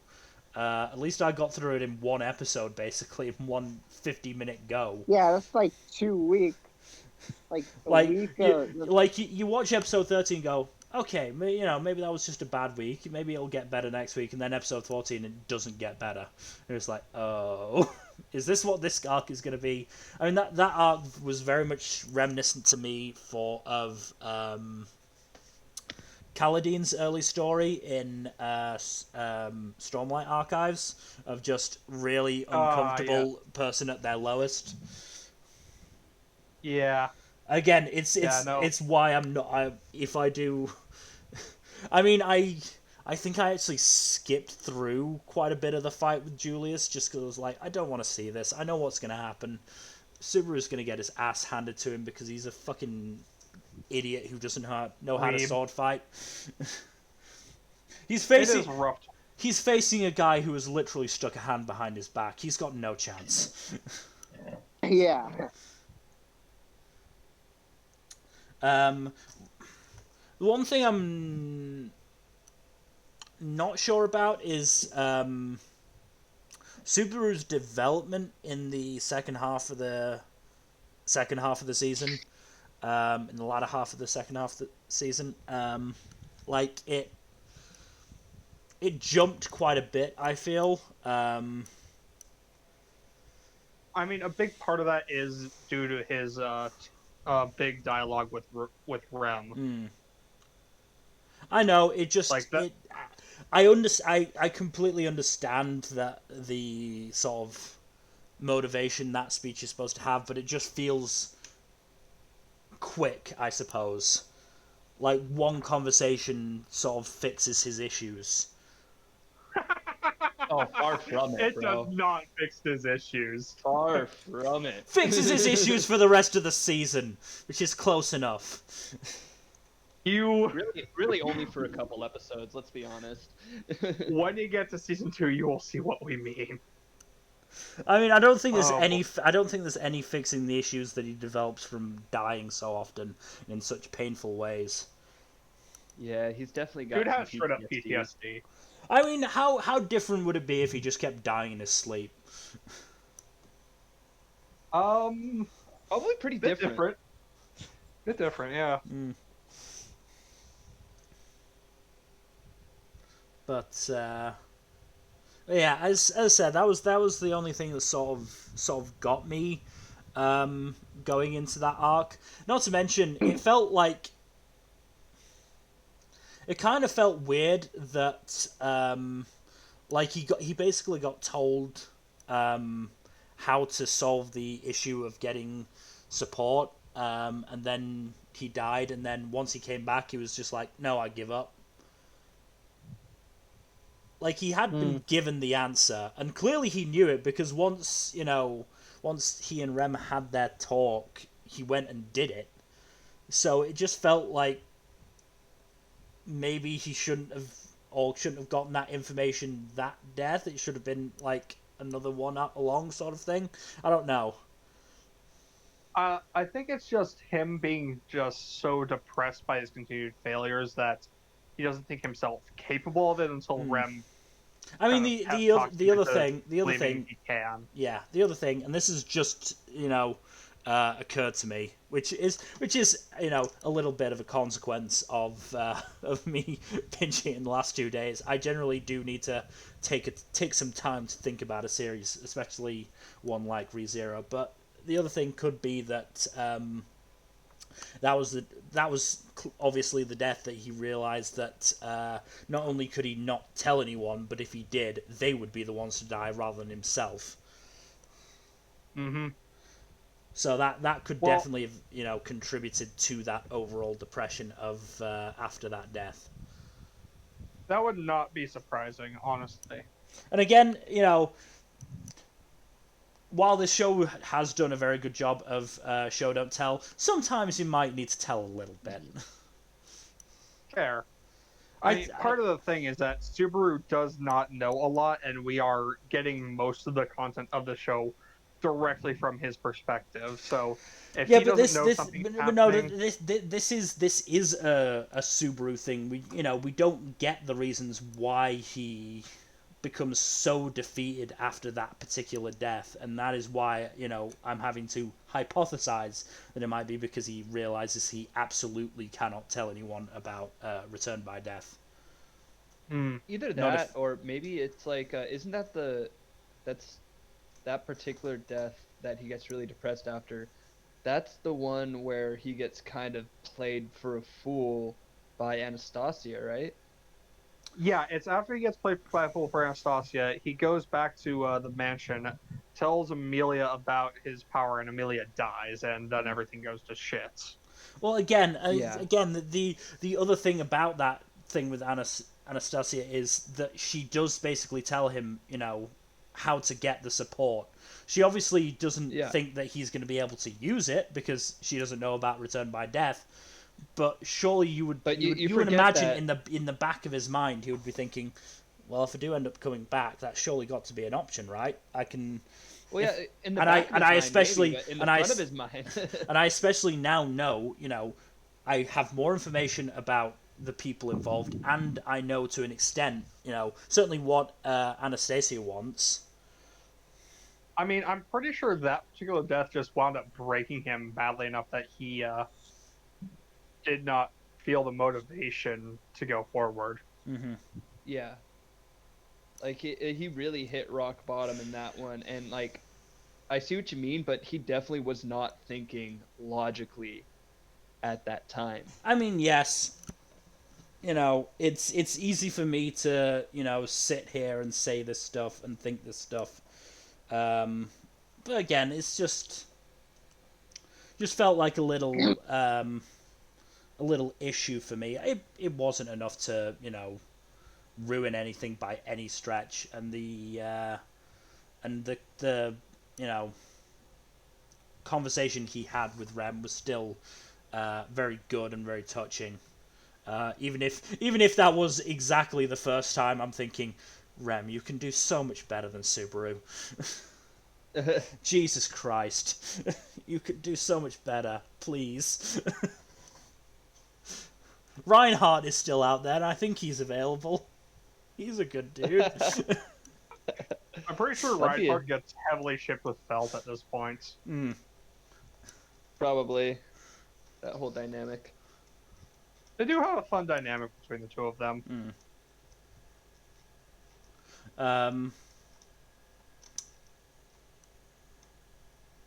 How do you guys feel about Julius? Because I didn't really sort of... Like, I liked him. I didn't understand the Well, no, I know why Subaru doesn't like him. It's because he's a jealous dick. It doesn't seem... Yeah. It seems weird that he continues to dislike him even after Julius is like, no, I'm pretty attached to this girl. Yeah, no. Yeah. I'm just being I polite to a woman. Like, you could try that, Subaru, maybe. Try that a little bit, you know. Be polite. Not incredibly forward. Not incredibly creepy. I feel like the reason that Subaru doesn't like Julius at first, I mean, beyond the, you know, the envy part of it, like he definitely wants to be this guy or like be in his position. But I really do think a lot of it is because some subconscious part of him maybe thinks that Julius's virtue and honor is some kind of facade, like that underneath it, Julius is some kind of total prick and asshole. No, I'm fairly sure it's the jealousy. I'm sure that's the majority it feels of it, fairly but I clear think it's the that's how- jealousy. I think that's how he justifies it with himself, though, is that like, oh, he's probably just a prick and just putting up a face anyway, so I'll just hate him, and but he's that really like gave him wrong. reason to. He's really wrong. I know, he's entirely wrong. He's entirely wrong, because Julius is a fucking stand-up guy. He's a saint. Him and Reinhardt both, like, they're pretty good dudes. Yeah, no. Subaru is just being an asshole here. Mm-hmm. Yeah, entirely. I mean, that was the first sign, and the next few episodes were going to be really fucking hard to get through. Oh yeah. Oh yeah. That was another scene where I had to pause and just stop and go, oh no. I think I did actually. The episode. I should have turned off the episode. I'm like, I can't get through this today.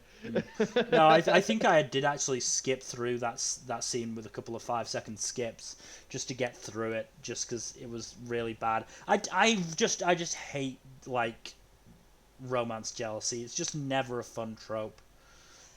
No, it's never a good look.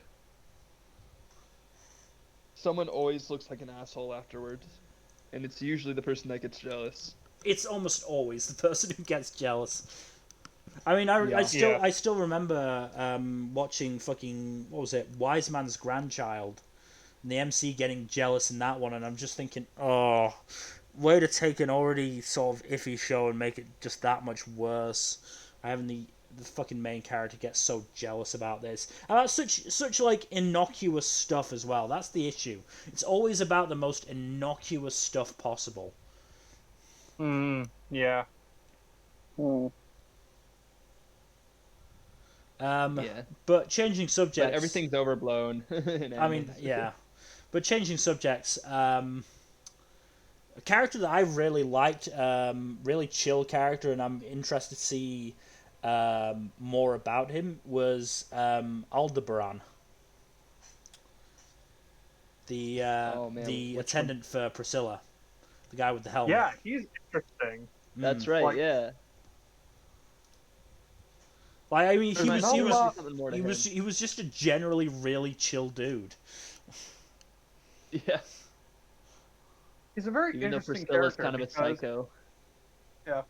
you wonder why he's so loyal to Priscilla, even though she's just such a colossal asshole, Hmm. and he's just such a chill guy. Yeah. And it's very interesting to see that contrast between Liege and Retainer. Yeah.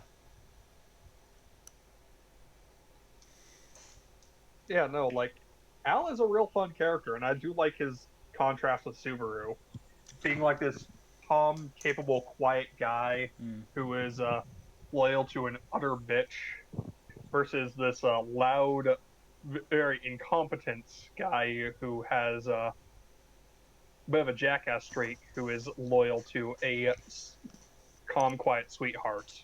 Bit of a jackass streak. You know, Okay, just a lot little bit of a whole jackass lot. and dumbass streak. Very much a dumbass streak. Especially in that particular arc. But the contrast between the two is very fun, I think. No, it is. It definitely is. And again, I mean, I think it is a good sign for a show that there are so many of these characters that I'm like, I really like them. I wish they'd gotten more screen time. They I do probably will, that- honestly. Some of them do get more screen time in later arcs. It's just Old only Man 4 Rom? arcs have been animated. I don't know about Rom. Oh. Only arc up through arc 4 has been animated as of season 2 being Wait, what about done. Rom? Phelps Guardian. Mill wants to see more of him. Oh yeah. Oh, Old Man Rom. Yeah. Old Man Rom, yeah. It's No, not the beautiful. third sibling to Rem and Ram. Different Rom. the issue was the way the dub was pronouncing Rom's name, like, made it sound very similar to Rom Yeah. at times, and so it was. I mean, I never sort of got them mixed up, but it was sort of like difficult to parse sometimes. But yes, I want more Old Man Rom, if only because he's a dark-skinned anime character who doesn't have a stereotypical design, and also has a giant Yo. fucking club. Yeah. Just a cool so guy. Like I was saying a second ago, so the anime so far has adapted the first 4 arcs Mhm. of the overarching story. I believe I think there's 11 planned arcs, and the author is currently writing arc 7. Right. And to give you perspective, arcs 5 and 6 are just slightly shorter than arc 4, which covered the Entire entirety second of the season, second yeah. season. Yeah. So I do believe at least one of the other camps, plus some of the other side characters, get a lot more focus in arc 5, and others get focus in arc 6. But arc 4 focuses heavily on Amelia and the supporting cast around her camp, Mm. which is kind of important because Amelia is one of the main characters of the show, so she kind of needs more focus. Yeah. That's debatable. Sometimes it's You- debatable because she just gets like no screen time. She gets That's very really little fun. screen time in season 1. Mhm. Yeah. In season So 2, it's giving- a lot more, but like as of the end of season 1, you could have fooled me that she was one of the main characters. Yeah.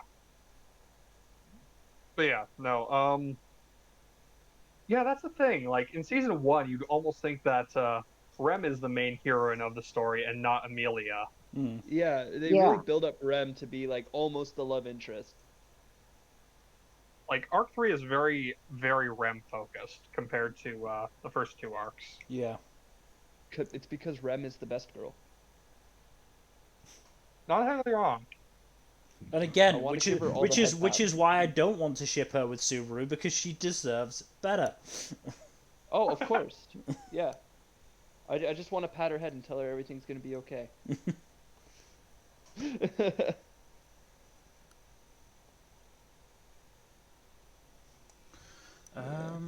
What else is there? Who knows? What else is there to mention, really? Magic system is really interesting. Magic system is fairly interesting, yeah. It's a bit of So a twist on the typical RPG anime Mm. magic system that you see in isekais. yeah. So let me see if I'm remembering this correctly. There are some people who are just spirit arts users, and then everyone else has an affinity that they can use. Yes. So I believe the spirit arc users we know canonically are Julius and Amelia. Yeah. The rest of them have some sort of elemental affinity, but we don't really see it too much. Yeah. So I believe Rom is wind affinity. Yeah, I think you're right about that. Because we only see Ram casting wind spells. Mm. I mean, it was slightly confusing in their flashback when she created this giant water tornado. I mean, Ram was also stated to be a very prodigious mage, so maybe she just had multiple affinities. I eventually just figured out that no, her affinity is still, or was still, wind. She was just using wind to pick up the water, basically. I think. Mm. Yeah, which can do that. Which can do that. Yeah. No, It- it is technically possible, but it was just a slightly confusing scene, considering I'm fairly sure it didn't come long after Ram saying, "Oh, hey, my affinity is wind," and then suddenly Yeah. she's controlling water. It's like, did her affinity change when she lost the horn, or what? No, it was a crossover episode. Noelle came through. We're gonna have a Black Clover podcast at some point. We do have it scheduled. Mm. Or we do have it on the list of topics anyway. I believe we do. Yeah, between Jujutsu Kaisen and My Hero. But, so yeah, so the spirit arts, I mean, the implication was that, certainly via Julius, is that allows you to control multiple like affinities. Yeah, it does give you access to multiple affinities, but some have like a stronger attachment to some elements than others, I guess. I mean, Like Amelia Amelia with mainly ice. just used ice, which I assume was more of a Puck thing than anything else. But at It the same is a Puck thing. at the same time, Amelia only had the one spirit in Puck, whereas Julius seemed to have a bunch of lesser spirits. Yeah, the thing is, though, Puck is like so for a scale comparison, Julius is controlling a bunch of minor nymphs, whereas Amelia is basically controlling fucking an Olympic deity. Yeah. So it makes sense that Amelia would have one to Julius's many. Yeah. I'm fine. Makes sense. Definitely makes sense. I'm not sure I would have gotten as annoyed as Subaru did about having shadow affinity. Yeah, honestly, that could be pretty useful. And he has found ways to use it, just like, I feel like he doesn't use it very well or efficiently. Well, Also, the doesn't thing have is, to- I especially say that his magic gate is damaged or broken or something. So yeah, I mean he can't really use that's the thing. For most of the show, his like mana gate is fucking injured, so he can't really even try and train. His sphincter got stretched out a little too much. Wow. And Wow. Well, and isn't Felix that exactly why and- it's damaged though? Like, yeah, and Felix is working to tighten him up again. Oh yeah. Of course, Rem helped at one point. Yeah. I bet there's Rule 34 of Rem, like some of the most fucked up shit I could imagine. I Let's don't not want go want to imagine that shit, frankly. I don't want to imagine it. I don't know why. I just thought Let's like not go Rule there. 34 is Why probably is she horrible of saying- her.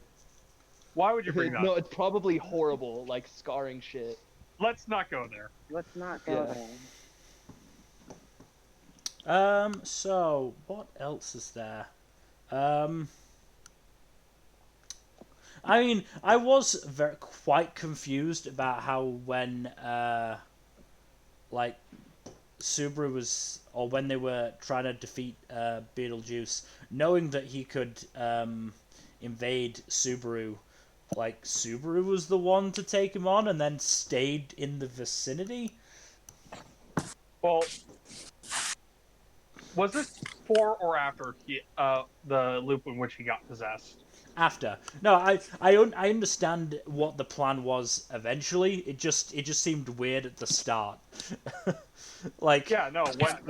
When you see the plan in action, though, it makes sense. no, yeah, absolutely. I mean, that is the thing. A lot of these things, I was like, I'm quite confused about this, and then, oh, that makes sense. Okay, cool. Yeah, no. It's a sign that the author knows what he's doing. That things click into place. A lot better than most Isekai authors, I can tell you that. Oh yeah. Oh. Yeah. There's a reason people say ReZero is one of the few good isekais. It's Well, it's definitely because it doesn't buy into the isekai fantasy. Not completely anyway. It's definitely a good isekai. I'm not 100% sure if it's that high up in my list of shows, I would say. I mean, you've only watched the season. The second season is extremely good, so that might change your mind on it.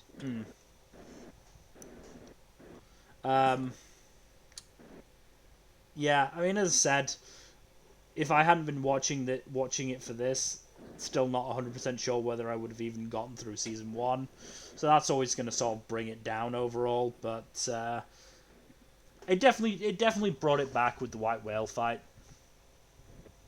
Yeah. Like, the final stretch of season 1 is just extremely good.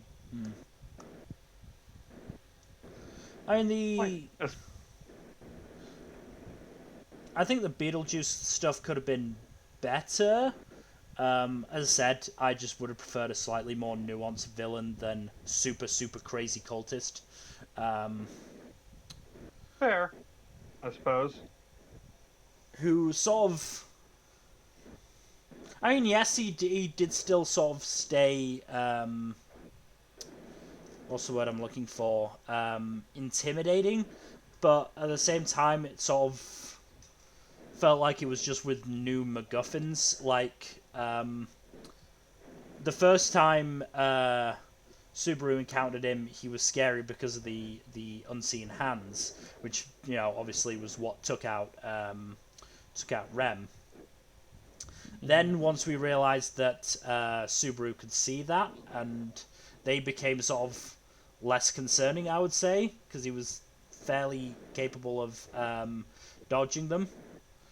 And then it became the whole, you know, possession thing. And then he just became some fucking messed up creature for some reason. It was basically his dying gasp trying to kill Subaru with unseen hands. How the fuck was he still alive? He got stabbed multiple times and was crushed by a bunch of rocks. Yeah, Beetlejuice is a lot more durable than he looks.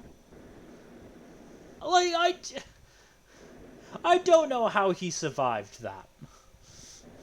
And then he Didn't died. survive for much longer. He died by basically getting caught up in the wagon's wheels. Mm-hmm. Like, I don't know. I feel like Beetlejuice could have been a better antagonist. I've said it already, but I just... I mean, that's fair, I suppose. Like, we'll obviously see if that happens again, but it is what it is. I'm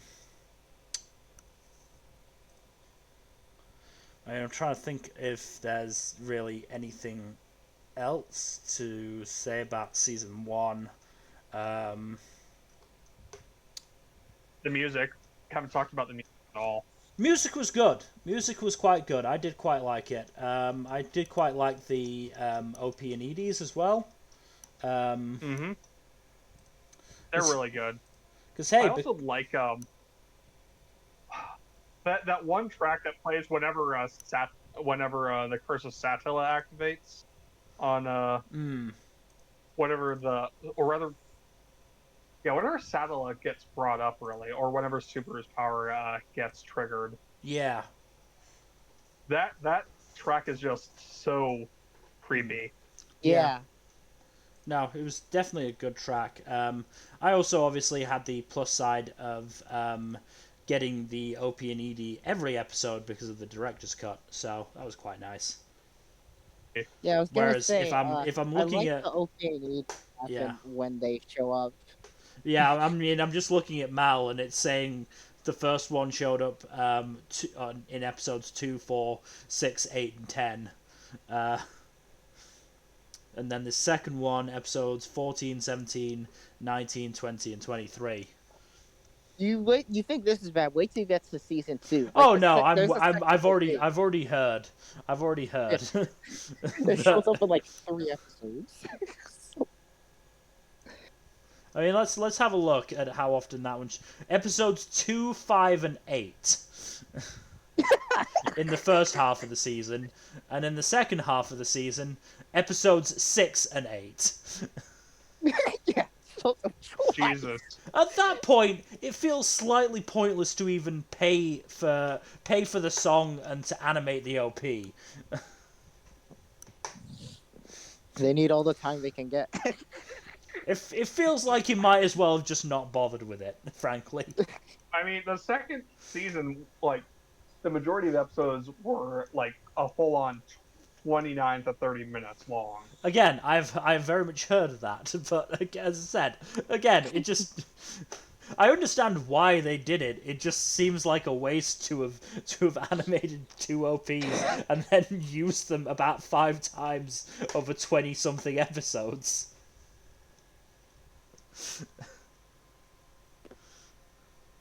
Like, I feel like you could have just used that time for something else. Maybe you could have shifted the timings a little bit, and some of these super long episodes might not have had to have been as long. I don't know. Just my personal take on it. As I said, the OPs in season 1 were good. I enjoyed them. Oh yeah. The first one tricked me as to how much of a role Felt would play, but you know, it is what it is. I mean, Felt is prominent in the first arc. She's just not prominent in the second arc at all. I know. Which takes up the bulk of the first core. I know, which is why I'm so sad. She was a really, really fun and interesting character, and then just disappeared. Then reappeared, and then promptly disappeared again. Yeah, characters dip in and out of the story as needed. Which, yeah.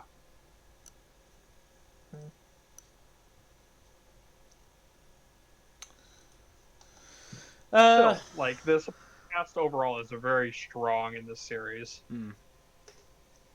No, it definitely, as I've said before, like, it's a sign of a good cast that there are so many characters that I'm like, I really enjoyed them. I'm sad that they didn't appear more often. And it's not like the characters who did appear, I'm like, I wish they weren't appearing so much. Yeah, the majority of the cast is just really enjoyable. Subaru aside. Subaru has his issues, yeah. He is the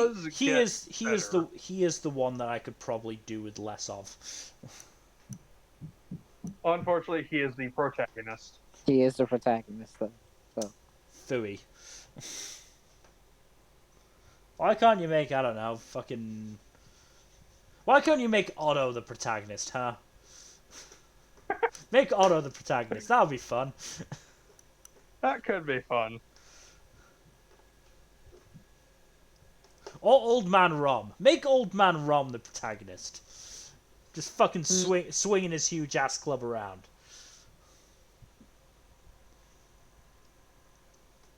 Oh, I've just remembered. After, at the climax of the conversation with Rem in episode, what was it, 18, the fact that Subaru said, like, my life in this world is starting now, like, tickled me. Just like, it seems a little bit late in the show to say that. You know, episode 18 is a long ass time to have, you know, not been doing anything apparently, but you know. I mean, episode 18 is kind of like the start of his improvement as a, like, substantial improvement as Yeah, a he finally starts becoming tolerable. Again, I understand it. It just tickled me, as I said. Yeah. Just the That's word, fair. the wording of it. Like, start from here. The start line is now. Just like, it's episode 18. That's a long ass time for this to be the start line. I mean, that is literally less than a third of the way into the overall story. Again, I know, but episode 18. Especially considering I've been watching 50-minute episodes. So at that point I was like like hundreds of minutes in, and I was like, the start line has been and gone, my friend. It's been and gone. You can say this is a start line, but it's, you know, it's not, maybe not the start line that you think. Oh, I did read an amusing comment in the on Crunchyroll from oh, I can't remember what episode it was, but it was the first time he died in the latter half of the season, and it ended up back in front of the apple seller. Like, somebody in the comments said, "Dear God, I got so worried that he'd gone right back to the start." Oh God.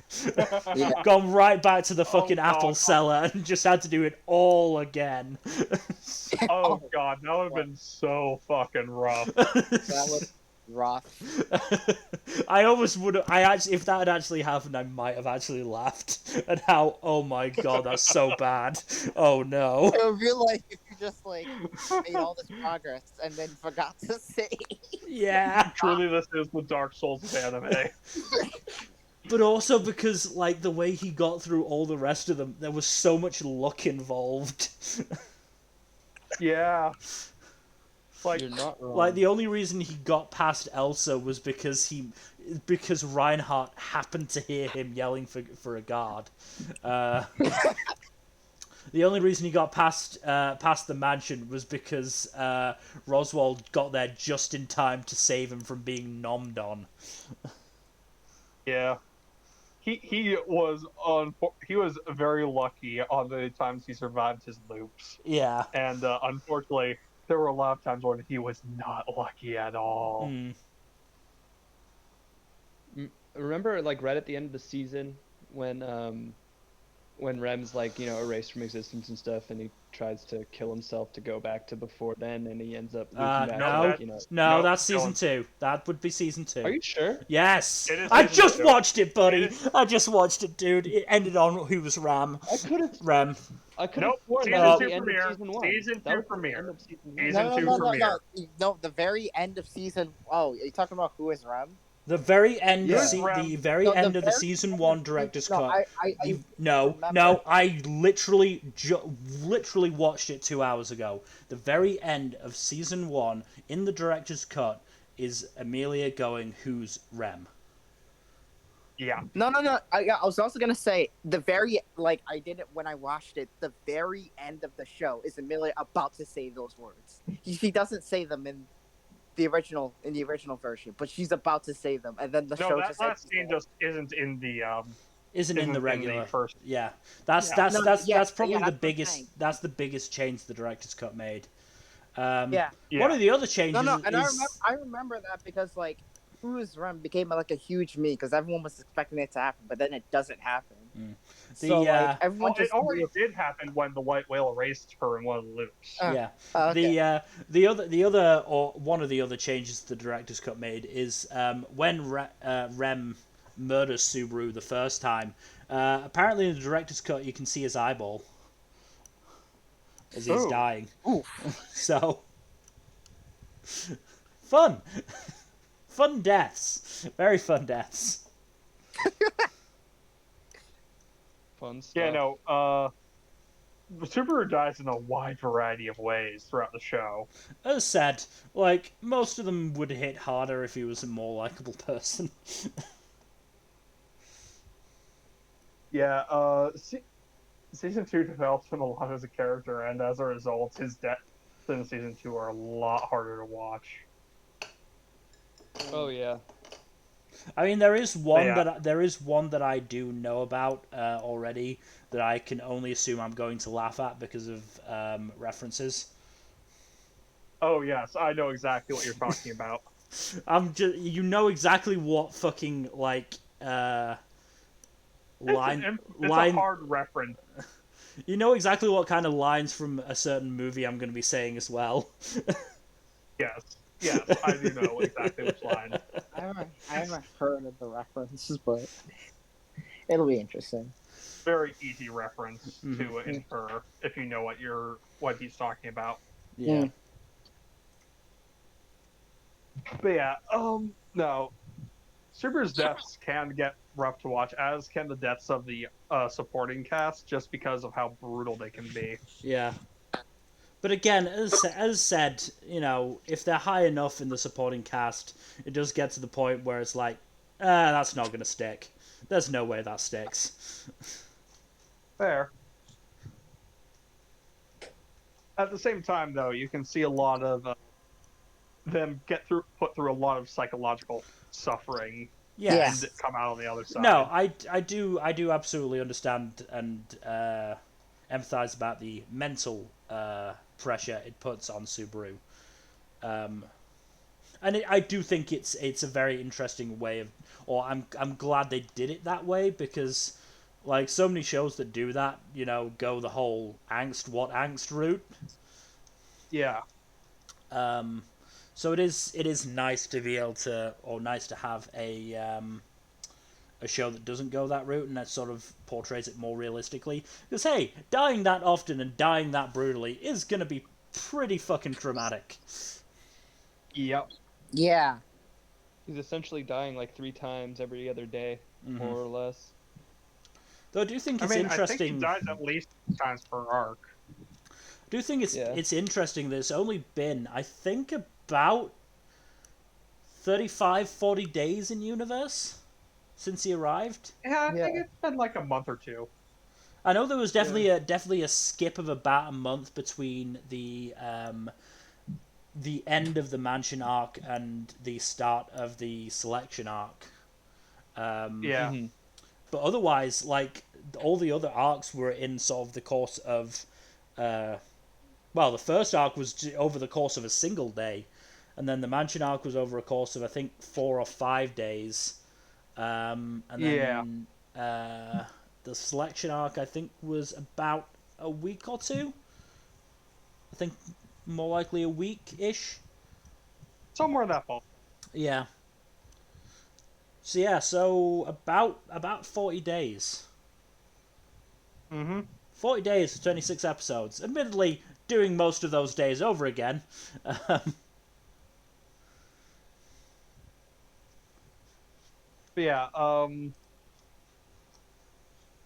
no, imagine dying like, basically reliving a good chunk of those same 40 days and dying so many times. Mm. Like, Return by Death is not a fun superpower.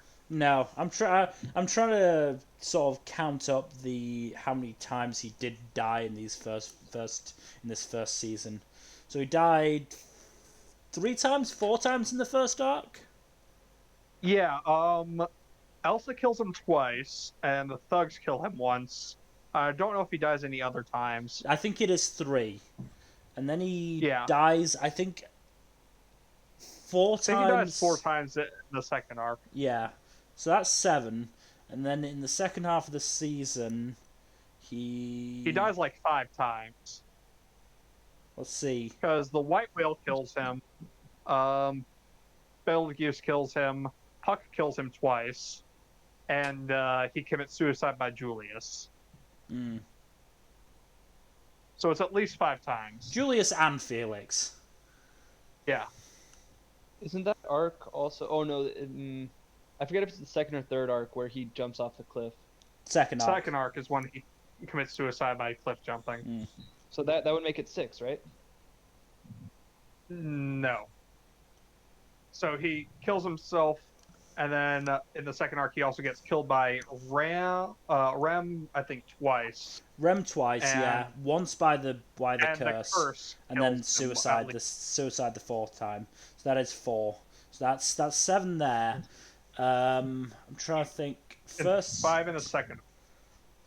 So 5 in the third arc, rather. Yeah. I'm just trying to think which deaths it was. So first time it was death by Puck. First, yeah. Second time was White Whale. was that the White Whale one? No, I thought that was the Beetlejuice Yeah. one. Oh yeah, second time was Betelgeuse, then it was the White Whale, Then it was the White then Whale. Puck again, Then Puck again. Did you and know? then Julius. And then Felix and Julius. So yeah, so that's 12 times he 12 died. times. He died every other episode, basically. Yeah, that's enough to set anyone on edge. Yeah. And I do want to, I've been shouting out other various dub actors. I do want to shout out Sean Chiplock for his performance as Subaru. He is really fucking good. Oh yeah. I've seen some clips of him. I should rewatch the season dubbed at some points because everything I've seen of the English voice cast is really good. No, the dub cast was absolutely excellent, and as I said, the only reason I switched over to the sub was because I couldn't get subtitles on the dub videos, which I think is a bit bull. Mm-hmm.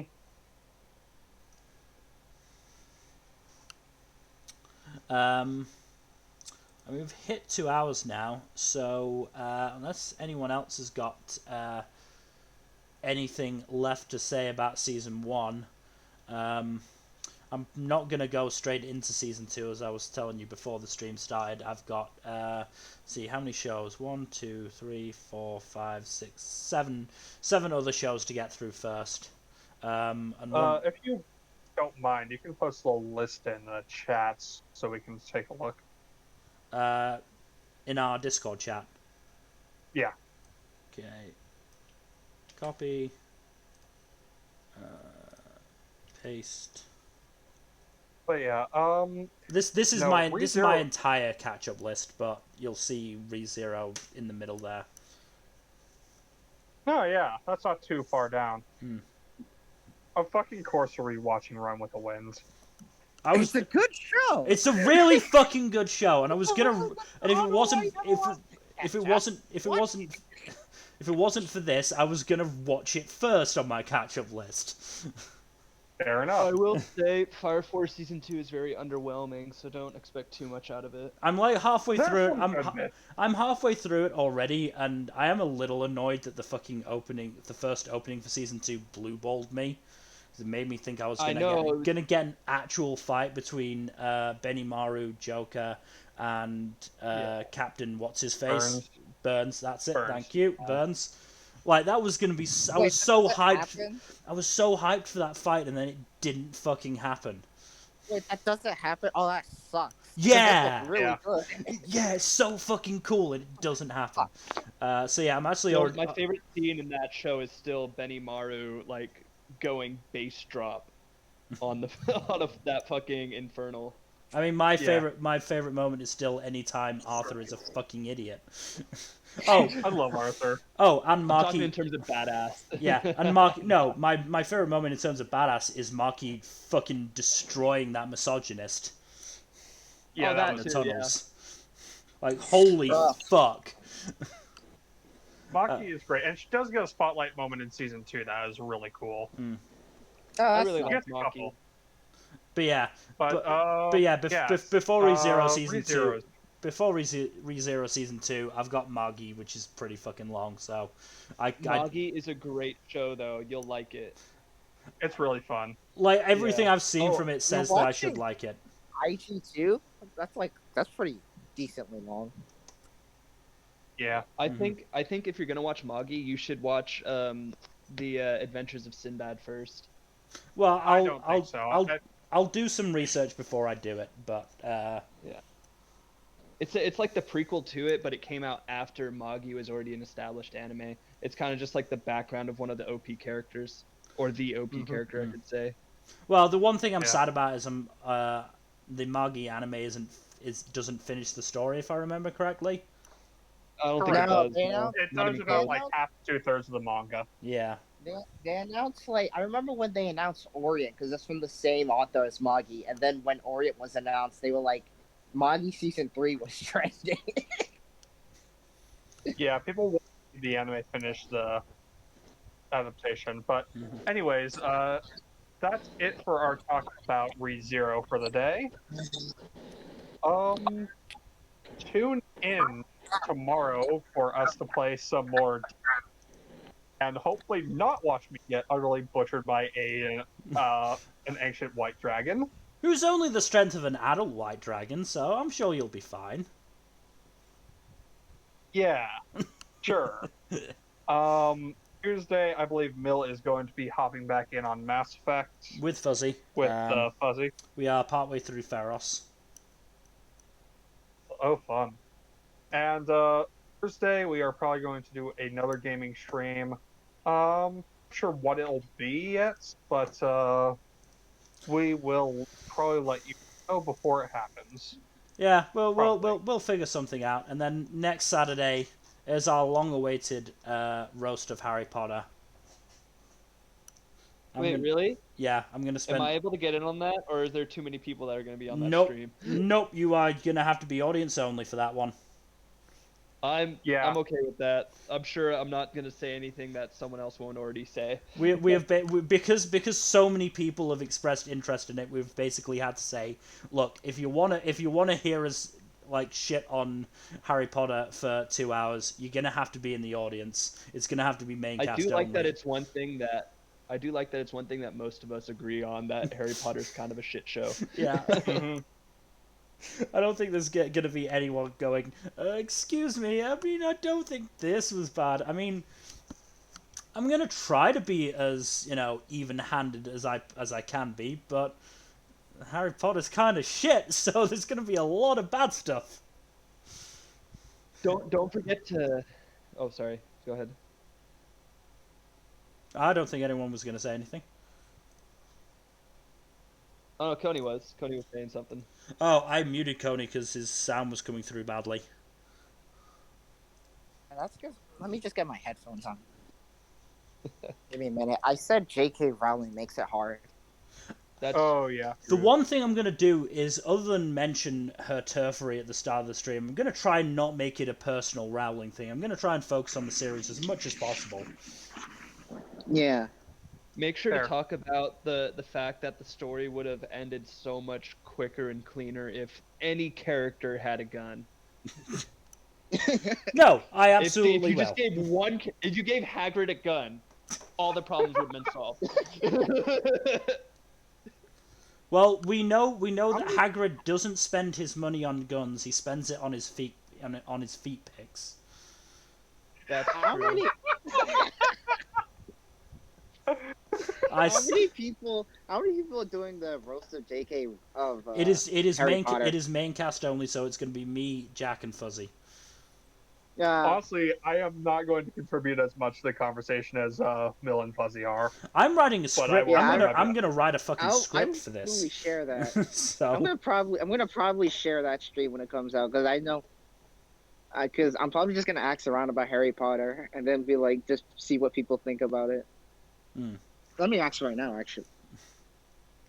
But yeah, thank all of you viewers who have decided to stick around with us for the stream. And I know we kind of went off the rails for the past 5-10 minutes, but thank you all for joining us. If you're watching this on Twitch, please give us a follow. And if you're watching this on the YouTube archives, please like and subscribe. Thank you all. and have a good one. Yeah, good night. Yeah, good night.